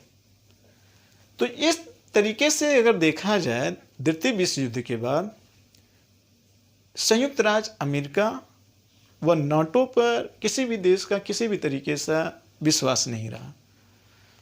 और इस सिचुएशन को देखते हुए अब रूस यूक्रेन पर हमला करके अपना फिर से अंग बनाने की पूरी कोशिश कर रहा है। आप कह सकते हैं ये एक अच्छा अवसर हो सकता है कि रूस को दिखाई दे रहा हो कि ये सिचुएशन है, कि यूएसए कदम पीछे खींच लिया। और पीछे वो अफगानिस्तान से क्यों गया? क्योंकि वो कहीं ना कहीं बैलेंस बनाने में अपने आप को सहज महसूस नहीं करता होगा। और इधर रूस अपने आप को पावरफुल बनाता चला जा रहा है। और सबसे अच्छी बात यह है कि चीन भी इधर बहुत ज़्यादा पावरफुल बन गया है। और चीन और रूस में काफ़ी इस दौर में एक दूसरे की निकटता काफ़ी है। और ये अपना गुड़ बनाकर एक विश्व की बढ़ती हुई ताकत में उभरना चाहते हैं। चीन क्यों रूस से मिलना चाहता है? क्योंकि चीन को क्या चाहिए? हिंद महासागर चाहिए, उस पर एकाधिकार चाहिए, ये अपनी ताक में है। और रूस को क्या चाहिए? कि अपने खोए हुए प्रदेशों को फिर से वापस चाहिए। तो उसको यूक्रेन चाहिए, इसको हिंद महासागर चाहिए। और यूएसए सोचता है कि विश्व में जो हमारी साख है, जो ये दादागिरी का धौस है, ये कम नहीं होना चाहिए। और इसी उद्देश्य से उसने नाटो का ऑर्गेनाइजेशन किया। लेकिन जब अरब देशों का विश्वास हुआ तो इधर रूस का मनोबल बढ़ा, और इधर जब चीन पावरफुल हुआ तब इधर रूस का मनोबल बढ़ा। और भारत ऑलरेडी ही रूस से मित्रता का संबंध तो है ही है। और दुनिया के बहुत सारे देश जानते हैं कि अमेरिका एक विश्वास पात्र देश नहीं है। जिस हिसाब से उन्होंने समय समय पर लोगों को साथ छोड़ा और अपने स्वार्थ की सिद्धि करने के लिए एक दूसरे को लड़ाने का प्रयास किया, यानी पूरी तरीके से विश्वास खो दिया। और इसे विश्वास घात की वजह से रूस कहीं ना कहीं आगे बढ़ता हुआ दिखाई दे रहा है। और लोगों के काफ़ी देशों के साथ रूस की सिंपैथी है। ज़्यादातर अगर हम एशियाई देश की बात कर लें तो सिंपैथी, और सबसे ज़्यादा तो एशियाई देश ही तो इधर पॉपुलेशन के मामले में है और इस समय उभरते हुए भी देश की स्थिति में है। और जापान पे तो ऑलरेडी अमेरिका ने बम तो गिरा ही दिया था। तो जापान में अंदर अंदर क्या चल रहा है वो तो जापान ही जाने। तो ये पूरी एक सिचुएशन आपको दिखाई दे रही होगी। क्लियर? थोड़ी बातें समझ में आ रही होंगी आपको, ठीक है? अगर पूरी बातों को स्टेप बाय स्टेप एक एक देश के आपस में संबंध को बताया जाएगा तो ये बहुत लंबा लेक्चर होता है। लेकिन हमारी टॉपिक क्या है? हमारी टॉपिक यही है कि रूस और यूक्रेन के बीच का जो जंग है, इसमें भारत का निर्णय कैसा होना चाहिए। लेकिन उस निर्णय के लिए मैंने आपको ये सारी चीज़ें बताया कि क्या क्या सिचुएशन है। तो कुल मिला जुला कर ये समझ में आपको आ जाना चाहिए कि हमेशा राजनीति में कोई किसी का सगा नहीं होता। सब अपने अपने उल्लू सीधी करने में लगे हुए हैं। और उल्लू सीधा करने में शत्रु कभी कभी दोस्त बन जाता है और दोस्त कभी कभी दुश्मन भी बन जाता है। लेकिन कौन कब बनेगा, कौन किसके पाले में जाएगा, इस चीज का अनुमान लगाना बड़ा कठिन होता है। और शायद यही कारण है कि बहुत सारे लोगों का ये मन में क्वेश्चन बन रहा है कि इसमें भारत का निर्णय कैसा होना चाहिए। तो उसी मुद्दे पर चर्चा हम कर रहे हैं। तो आइए उस टॉपिक पर हम चल रहे हैं। पूरा एक भूमिका बन चुका। अब तक मैंने आपको सारी भूमिका ही बताई, ऐतिहासिक पृष्ठभूमि ही बताया, सब कुछ आपको मैंने बताया। यहाँ तक मैंने सुभाष चंद्र बोस के भी बारे में चर्चा किया, जापान से संबंध के बारे में चर्चा किया, चीन के बारे में हल्का से चर्चा किया, सोवियत संघ के बारे में आपको मैंने हल्का से चर्चा किया, यूक्रेन के अलग होने के बारे में भी चर्चा किया मैंने, यूक्रेन कब अलग हुआ वो भी मैंने आपको बताया, और खाड़ी देशों से यूएसए के किस तरीके से संबंध था मैंने उस पर भी चर्चा किया, और इन देशों ने कब अपने आप को ऊपर उठाया, वो सिचुएशन कब बना था, उन सब पर मैंने चर्चा किया। अगर आपको एक बार में न समझ में आए तो आप एक बार फिर रिकॉल करके देखिएगा। अगर आपको किसी भी तरीके का डाउट है तो क्वेश्चन जरूर करिएगा। लेकिन अभी मेरी पूरी टॉपिक समाप्त नहीं हुई, आप ध्यानपूर्वक देखिएगा। टॉपिक तो अब इंटरेस्टिंग होने वाली है। अब देखते हैं मित्र, भारत का निर्णय क्या होना चाहिए। तो मैंने बताया था शुरुआत में, अगर समान स्थिति होगी तब कैसा निर्णय होना चाहिए, अगर विश्व युद्ध हुआ तब कैसा निर्णय होना चाहिए। अब ये देखिए, पूरे इतिहास को समझने के बाद और अंतर्राष्ट्रीय संबंध के समझने के बाद जो मैंने निर्णय निकाला, वो मेरा क्या निर्णय है, वो क्या निर्णय है। देखिए, तो भारत का निर्णय, आपके भी मन में ये सवाल होगा कि भारत का निर्णय क्या होना चाहिए। अगर निर्णय समान स्थिति में है, समान स्थिति में है, अगर विश्व युद्ध की संभावना बनी, ध्यान रखिएगा, मैंने आपको पहले बताया था कि विश्व युद्ध हो भी सकता है और नहीं भी हो सकता है। नहीं हो सकता है तो उसके लिए क्या करना चाहिए, और हो सकता है तो इसके पीछे ये पूरी कहानी तो मैंने बता ही दी कि ये पृष्ठभूमि होने की संभावना ज़्यादा हो सकती है, ज़्यादा नहीं हो सकती, क्योंकि परमाणु बम का दौर चल रहा है। तो कोशिश की जाएगी कि रोकने का ज़्यादा से ज़्यादा प्रयास किया जाए। खैर, अगर मैं ये कहूँ समान स्थिति है, मतलब यूक्रेन और सिर्फ रूस का ही मैटर है और इसका लेवल बढ़ नहीं रहा है, तो भारत का जो निर्णय होना चाहिए मेरे अनुसार वो रूस की तरफ होना चाहिए। किसकी तरफ होना चाहिए, रूस की तरफ होना चाहिए। ध्यान रखिएगा, समान स्थिति में अगर बात हो तो किसकी तरफ होना चाहिए, रूस की तरफ होना चाहिए। तो इस पर अपने डिबेट हो सकते हैं कि ऐसा क्यों। कारण यह है कि जब समान स्थिति है तो इसमें जब गुटबाजी नहीं होगी तो भारत को इसमें दखल अंदाजी देने की क्या जरूरत है। न्यूट्रल है, रूस की तरफ रहे ज़्यादा उसके लिए अच्छा ही होगा, क्योंकि अमेरिका का कोई पार्टिसिपेट तो है ही नहीं यहाँ पे। तो रूस और भारत के अगर पारंपरिक संबंधों को देखा जाए तो भारत का इतना कर्तव्य तो बनता ही है कि उसके साथ खड़ा रहे, अगर गुटबाजी नहीं होती है तो एक आंसर तो ये होना चाहिए। लेकिन सबसे बड़ा सवाल है, अगर गुटबाजी की स्थिति उत्पन्न हो गई और यूएसए और नाटो के देशों ने युद्ध में भाग लेना चालू किया और इधर रूस और चीन के देशों ने एक तरफ भाग लेना चाहा, तो इस समय भारत की सिचुएशन क्या होनी चाहिए, ये बहुत मायने रखता है। तो आइए उस बिंदु पर चर्चा करते हैं। अब देखते हैं, ये तो स्थिति हो गई।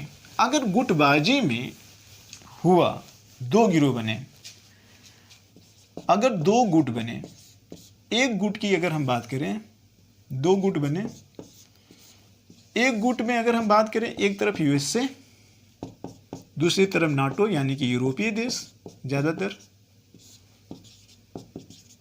और दूसरी तरफ अगर हम देखें तो मेन कौन है, रूस प्लस चीन, और इनके साथ तो निश्चित है कि पाकिस्तान भी खड़ा है, पाकिस्तान भी है, और अन्य जो खाड़ी देश भी हैं वो भी हैं, मध्य एशिया जो देश हैं वो भी रहेंगे, नो डाउट, ये सारे देश रहेंगे। अगर चीन आ रहा है तो आप जानते हैं कि लगभग एशिया के देश उधर आ जाएंगे। सस्पेंस जो सबसे बड़ा बना हुआ है, उस बड़ा सस्पेंस बना है भारत और जापान, ये देश हैं। आपके मन में आ रहा है क्या बांग्लादेश इधर जा सकता है? तो देखिए, बांग्लादेश और भारत न्यूट्रल है, बांग्लादेश भी हम ले सकते हैं, तो इसका भी कुछ कहा नहीं जा सकता है। बांग्लादेश ज़्यादातर झुकाव भारत की तरफ लेगा, क्योंकि 1971 के युद्ध में आपने देखा था कि भारत ने किस तरीके से बांग्लादेश की मदद किया है।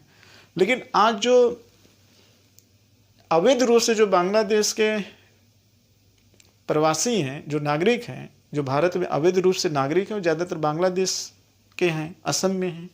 तो ये भी कहीं ना कहीं मुद्दा बना हुआ है भारत और बांग्लादेश को लेकर। लेकिन हाँ, भारत से बांग्लादेश के जुड़ने पर बांग्लादेश का हित ज़्यादा है, इसमें कोई दो राय नहीं। ठीक है, तो सिचुएशन ये है कि बांग्लादेश उधर, भारत की तरफ, ये तीन देशों पर थोड़ा सा सस्पेंस है, लेकिन ये तो आपस में लगभग ये संभावना है कि ये गुट बनने की संभावना है। और दूसरा गुट ये है, ये वाला गुट। तो ये दो गुट हैं, इन दोनों गुटों पर किस तरीके से निर्णय लेना चाहिए। तो आइए हम देखते हैं कि अगर भारत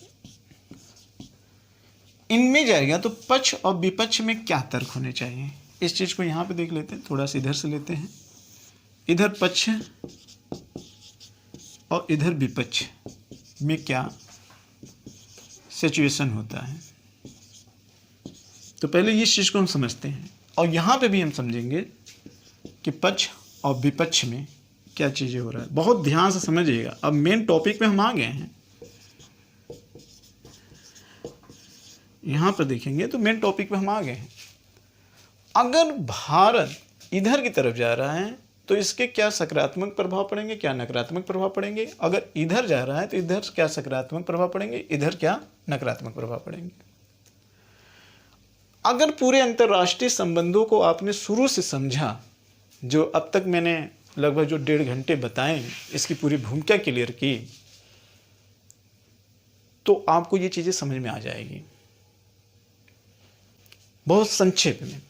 अब यहां पे देखते हैं, अगर हम पक्ष की बात करें, अगर यूएसए मतलब भारत को क्यों जाना चाहिए, तो पहली चीज ये ध्यान दीजिए कि पहला चीज ये है कि व्यापारिक भागीदारी जो है वह यूरोपीय देशों की अच्छी खासी है।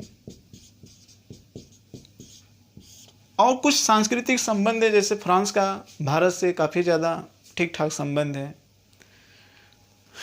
यूएसए से देखा जाए तो व्यापारिक भागीदारी के रूप में बहुत सारे देश गए हैं। अगर कनाडा भी हैं तो नागरिकता के रूप में देखा जाए तो भारत का, और व्यापारिक भागीदारी के रूप में यूएसए से भारत का बहुत अच्छा संबंध है, नो डाउट। दूसरी चीज़, ये देश तकनीकी के मामले में ठीक ठाक अच्छे हैं, ये भी ध्यान रखना होगा।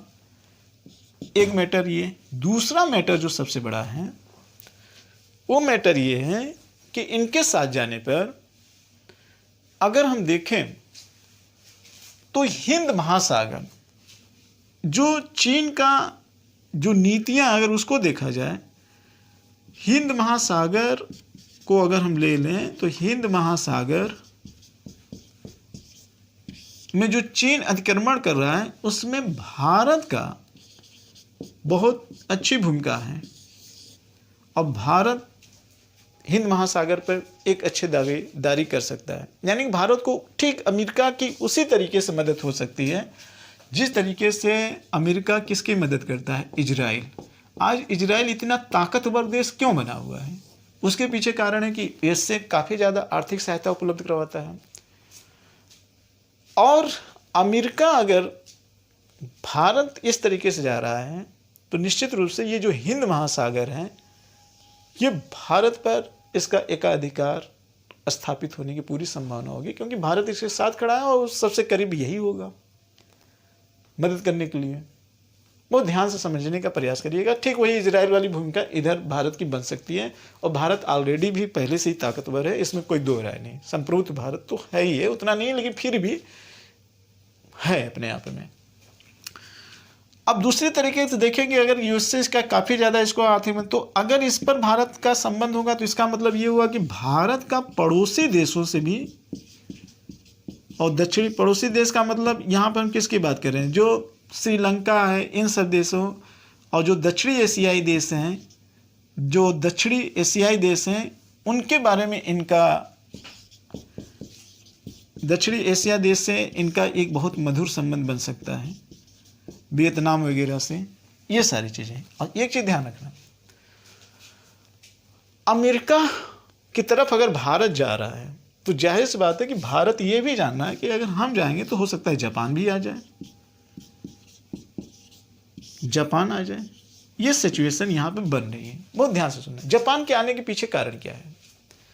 जापान के पीछे आने का सबसे बड़ा कारण ये है कि पहली चीज़ तो भारत का संबंध जापान से अच्छा खासा है, और जापान इस चीज़ को अच्छे तरीके से जानता है कि हमने कभी चीन को गुलाम बनाया था, और चीन समय समय पर उसकी भड़ास निकालता रहा है जापान के ऊपर, तो इस बात को लेकर जापान को डर भी है।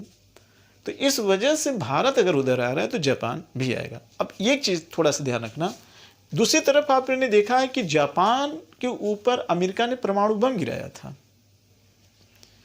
तो जब परमाणु बम गिराया था तो उस सिचुएशन को देखते हुए जापान को तो नहीं जाना चाहिए, और जापान चीन की तरफ इसलिए नहीं जाएगा कि उसने कभी गुलाम बनाया था तो उसकी भड़ास हो सकता है कि आगे चलकर चीन निकाल लें।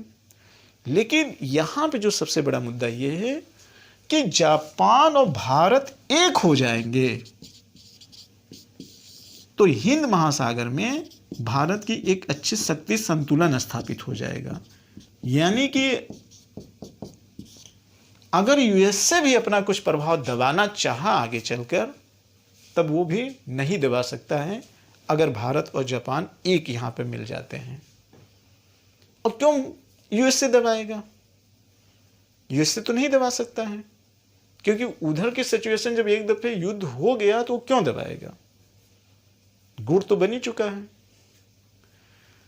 तो ये थोड़ा सा ध्यान रखना है कि हम इधर जाने पर हिंद महासागर और व्यापारिक भागीदारी और ऊर्जा के संसाधन के माध्यम में भी देखें तब अच्छी खासी है। लेकिन यहाँ पे जापान को भारत को अपने तरफ मिलाकर रखना होगा। इन दोनों देशों को ऐतिहासिक परंपरा के आधार पर मधुर संबंध बनाकर रखना होगा। ये बात समझ में आ रही है? ये पक्ष में तर्क दिया जा सकता है। अब दूसरी चीज हम देख रहे हैं कि विपक्ष में तर्क क्या दिया जा सकता है। विपक्ष में यह कि रूस का संबंध जो ऐतिहासिक परंपरा वाली संबंध है, उस संबंध क्या हो जाएगा? टूट जाएगा। पारंपरिक संबंध टूट जाएगा। हथियार की जो सप्लाई हमेशा करता रहा, वो संबंध टूट जाएगा। ये चीज़ें यहाँ पे ध्यान रखना होगा। दूसरा ये है, यहाँ पे एक चीज़ और कर सकते हैं विपक्ष में, ये मतलब कि यूएसए अभी तक विश्वास पात्र योग्य नहीं है, इसलिए ये भी डर बना है कि विश्वास पात्र योग्य नहीं है, तो इसका मतलब ये भी डर बना है कि यूएसए कभी भी धोखा दे सकता है, जैसे अन्य देशों के साथ इसने किया। काम पड़ने पर पाकिस्तान को मिला लिया, खाड़ी देशों को मिला लिया, फिर छोड़ दिया, तो वैसे इसको भी दे सकता है। तो ये विपक्ष में तर्क है, यानी विश्वास। अच्छा, छोड़ने की स्थिति क्या है कि इधर इसका ध्यान न होकर यूएसए इसलिए छोड़ सकता है क्योंकि इसके लिए हिंद महासागर जितना इधर इंपॉर्टेंट नहीं, उतना आप जानते हैं दक्षिण अमेरिका महाद्वीप में अमेजन का जंगल जो खनिज संपदा से काफी ज्यादा मैच्योर है। अगर इधर जटिल स्थिति हो रही है, यानी कि अगर चीन और रूस मिलकर भारत या हिंद महासागर पर हावी होना चाहते हैं, तो सिचुएशन को देखते हुए वो सोचेगा कि इसके अपेक्षा, खनिज संसाधन की अपेक्षा, हम अपना बिना रोक टोक के, बिना लड़ाई लड़े हम किधर चले जाएं? अमेजन के जंगल पे चल जाएं, इनको छोड़ दिया जाए। तो इसलिए यहाँ पर भारत और जापान को अपने आप को मजबूत स्थिति में बनाए रखना है। अगर भारत जा भी रहा है तो जापान को मिला के लेके जाए सिचुएशन को देखते हुए। अगर यूएसए भविष्य में ऐसा करता है तो उसको यहां सोचना पड़ेगा। क्लियर? ये चीजें अब थोड़ा से ध्यान रखना। एक चीज ये है कि ये चीज यूएसए यहां पे कर सकता है। अब आते हैं, देखते हैं कि रूस किस साथ जा रहा है, तो इसके पक्ष में क्या तर्क हो सकते हैं। मतलब दोनों एक दूसरे से जुड़े हुए हैं। तो पक्ष में पहला संबंध तो यह है कि अगर इसके पक्ष में जा रहा है तो रूस का संबंध पहले की अपेक्षा और अधिक मजबूत हो जाएगा, और अधिक मजबूत हो जाएगा, इसमें कोई दो राय नहीं, मजबूत हो जाएगा। एक चीज मुझे ये लगता है कि अगर भारत जिधर जाएगा उधर हो सकता है जापान भी जाए। ऐसा सिचुएशन अगर नहीं है तो भारत को ले जहां भी जाए तो थोड़ा सा जापान को कन्वर्ट करे अपनी तरफ। लेकिन अगर जापान नहीं जाएगा भारत के साथ, तो भारत जापान के साथ जाने पे पॉजिटिव है, नहीं जाएगा तो थोड़ा सा खतरा है। संबंध मजबूत बन जाएगा। एक चीज़ तो ये क्लियर हो जा रहा है कि रूस का संबंध तो मजबूत जरूर हो जाएगा, और दूसरा संबंध ये भी हो सकता है कि जब इसका मजबूत हो जाएगा और चीन के एक गुट में हो जाएगा, तो ये भी संभावना है कि पाकिस्तान और चीन इन सब का भी संबंध भारत से अच्छा हो सकता है। अब देखिए, निर्णय आपको देना है, क्योंकि रूस आया, जब गुट हुआ तो भाई गुटबाजी हो जाएंगे, समझौते होंगे, संधियां होंगी। तो जो भारत का सीमा विवाद होता था इन लोगों में, तो ये संबंध मजबूत हो जाएंगे। तो भारत और हो सकता है कि इकोनॉमिकल रूप से ये लोग एक होंगे, तो इकोनॉमिकल रूप से और स्थिति मजबूत जाएंगे और विश्व संतुलन की स्थिति में आएगा। अगर ये देश वास्तव रूप में एक हो गए तो निश्चित रूप से विश्व क्या हो जाएगा, संतुलन की स्थिति में आ जाएगा। यानी कि अमेरिका की जो संप्रभुता की दावेदारी चल रही थी वो निश्चित रूप से यहाँ पे खत्म हो जाएगी। लेकिन सवाल ये उत्पन्न होता है, क्या ऐसा संभव है? सबसे बड़ा मुद्दा तो ये है। अगर ऐसा संभव है तब तो हम ये कहेंगे कि भारत को रूस की तरफ जाना चाहिए। लेकिन विपक्ष में अगर हम तर्क देखें तो हम ये देखें, पाकिस्तान और चीन पर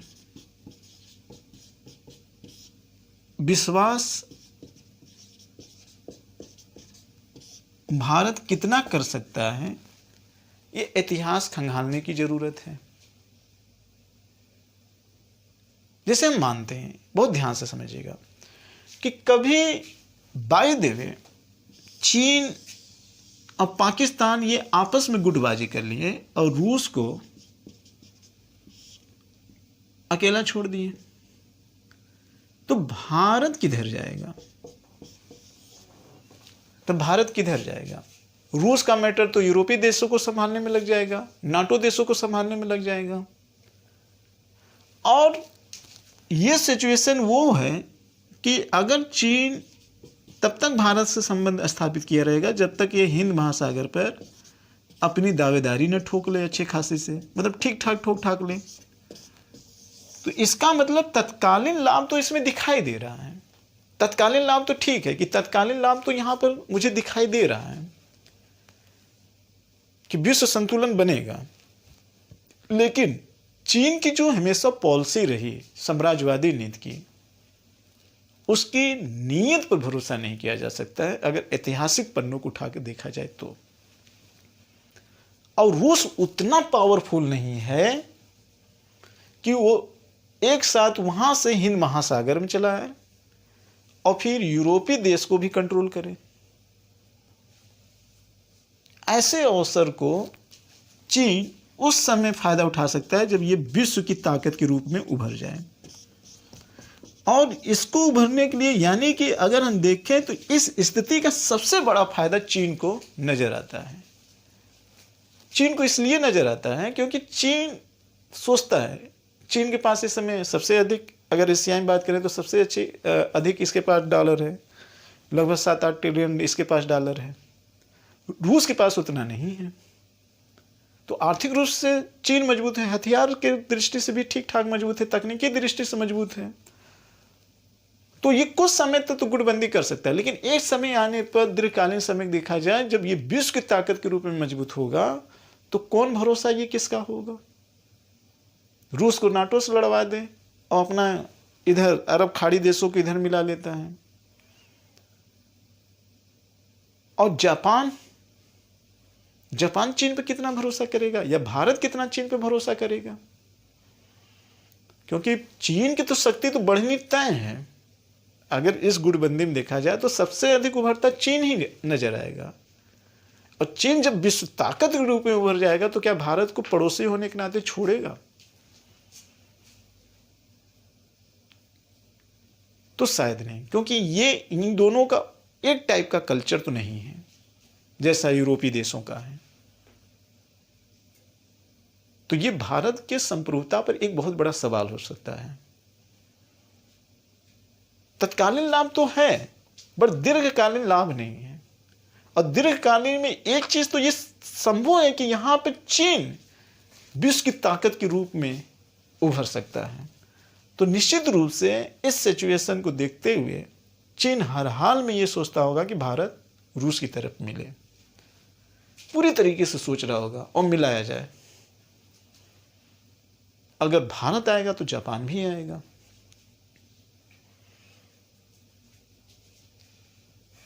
और रूस की उतनी अच्छी मजबूत स्थिति वो जानता है कि नहीं है, और ना तो वो करीब है। तो दीर्घकालीन में हम अपने आप को ऊंचा उठा लेंगे, और ऊंचा उठाते हुए जब ऊंचा उठा लेगा, विश्व की ताकत रूप हो जाएगा, तो भारत और अन्य देशों के उधर एशियाई देशों को दबा के भी रह सकता है। और ऑलरेडी इधर उत्तरी कोरिया सब इसके ही प्रभाव में है। तो हम ये कह सकते हैं कि तत्कालीन दृष्टि से तो फायदा है, लेकिन दीर्घकालीन रूप से अगर हम इतिहास के पन्नों में जाकर देखें तो इसकी नीयत पर विश्वास नहीं किया जा सकता है। इसकी नीयत पर विश्वास नहीं किया जा सकता है। और रूस में वो पावर नहीं है कि जो फिर चीन को दबा सके। और रूस करेगा क्या? और भारत को बचाने के लिए क्या चीन से लड़ेगा कि उधर नाटो से, यूरोपियों से लड़ेगा? समस्या जटिल है। तो जहां गुटबंदी स्थिति हो, अगर इन तर्कों के आधार पर देखा जाए तो मैं कहूंगा यूएसए की तरफ जाना चाहिए। यूएसए की तरफ इसलिए जाना चाहिए क्योंकि अगर यूएसए की तरफ जा रहा है तो जापान इसके साथ आ रहा है। इसकी लोकेशन ऑलरेडी, मतलब ये तो तय है कि भले ही भारत विश्व ताकत के रूप में न उभरे, लेकिन ये तय है कि चीन तो नहीं निकल पाएगा। तो जो भारत और चीन का शक्ति का संतुलन है, ये संतुलन बना रहेगा, बल्कि यहां पे भारत के निकलने की संभावना ज्यादा है। अगर रूस भी उतना पावरफुल होता, उसके ऑर्गेनाइजेशन यूएसए की तरह होते हैं, तो भारत रूस के साथ जाता तो गलत नहीं होता, क्योंकि वो चीन को बढ़ने से हमेशा रोक लेता। लेकिन रूस उतने पावरफुल के रूप में नहीं है जितना यूएसए व नाटो ऑर्गेनाइजेशन है। और भारत और जापान के सिचुएशन में अगर युद्ध एक बार उधर हो गया है तो यूएसए को तो इस बात का भी तो डर रहेगा कि कहीं भारत और जापान उस पल्ले में न कूद जाए। और रूस और चीन भारत और जापान को इसलिए नहीं दबा सकते हैं क्योंकि हमेशा यूएसए और नाटो ये चाहेंगे कि रूस और चीन विश्व के ताकत के रूप में न उभर पाए, इसलिए भारत की मदद करेगा। लेकिन भारत अगर भावनात्मक रूप से आकर रूस से जुड़ गया तो तत्कालीन दृष्टि से तो फायदा है, लेकिन दीर्घकालीन दृष्टि से देखा जाए तो चीन की नीयत पर विश्वास नहीं किया जा सकता है। और यह है कि अगर ऐसा होता है तो चीन आगे ही उभरेगा, क्योंकि दो प्रबल शत्रुओं की जब आपस में लड़ाई होती है तो उसके नीचे वाला एक महाशक्ति के रूप में उभर ही जाता है। इतिहास इस बात का गवाह है। क्लियर? तो ये पक्ष और विपक्ष में मेरी अपनी राय थी, शायद ये आपको समझ में आ गया होगा। समान स्थिति में कैसा निर्णय लेना चाहिए, और विश्व के युद्ध में अगर गुटबंदी होती है तब कैसा निर्णय लेना चाहिए, और ये निर्णय लेते समय जापान क्या भारत की किस तरीके से भूमिका होनी चाहिए उसके साथ, और साथ ही साथ तत्कालीन और दीर्घकालीन लाभ को ध्यान में रखते हुए ये सिचुएशन होना चाहिए। अब भारत के आज की स्थिति में अगर हम देखें कि भारत को इस वैश्विक नीति में और विश्व गुटबंदी में, इसमें आंतरिक राज्यों की बहुत बड़ी भूमिका होनी चाहिए।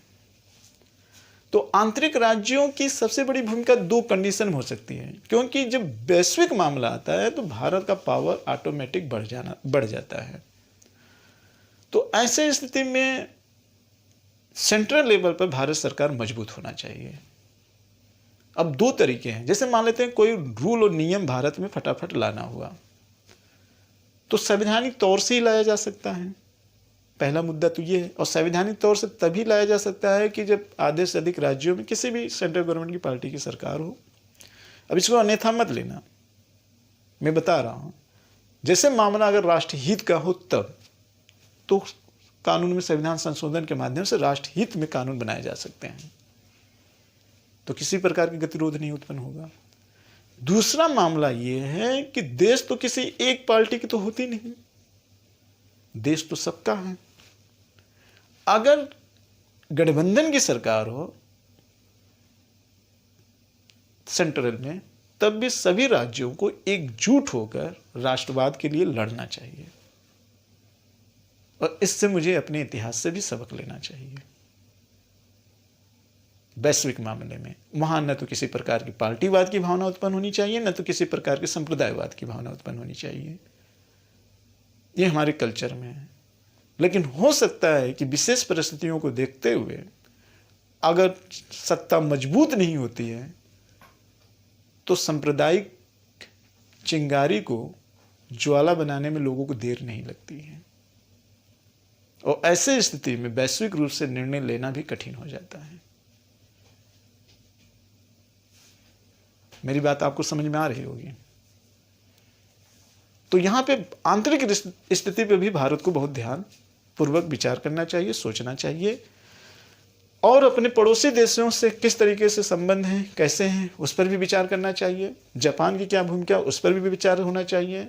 इसके पहले रूस और यूरोपीय अरब देश का इतिहास और कल्चर कैसा था, कब ये आपस में लड़ते रहें, कब एकजुट होते रहें, कब गिरोह बनाते रहें, कब लोग अपना उल्लू साधते रहें। इन सारे सिचुएशन को देखते हुए आज भारत को यूक्रेन और रूस के बीच की जंग में निर्णय किस प्रकार से लेना चाहिए, ये मेरी टॉपिक थी।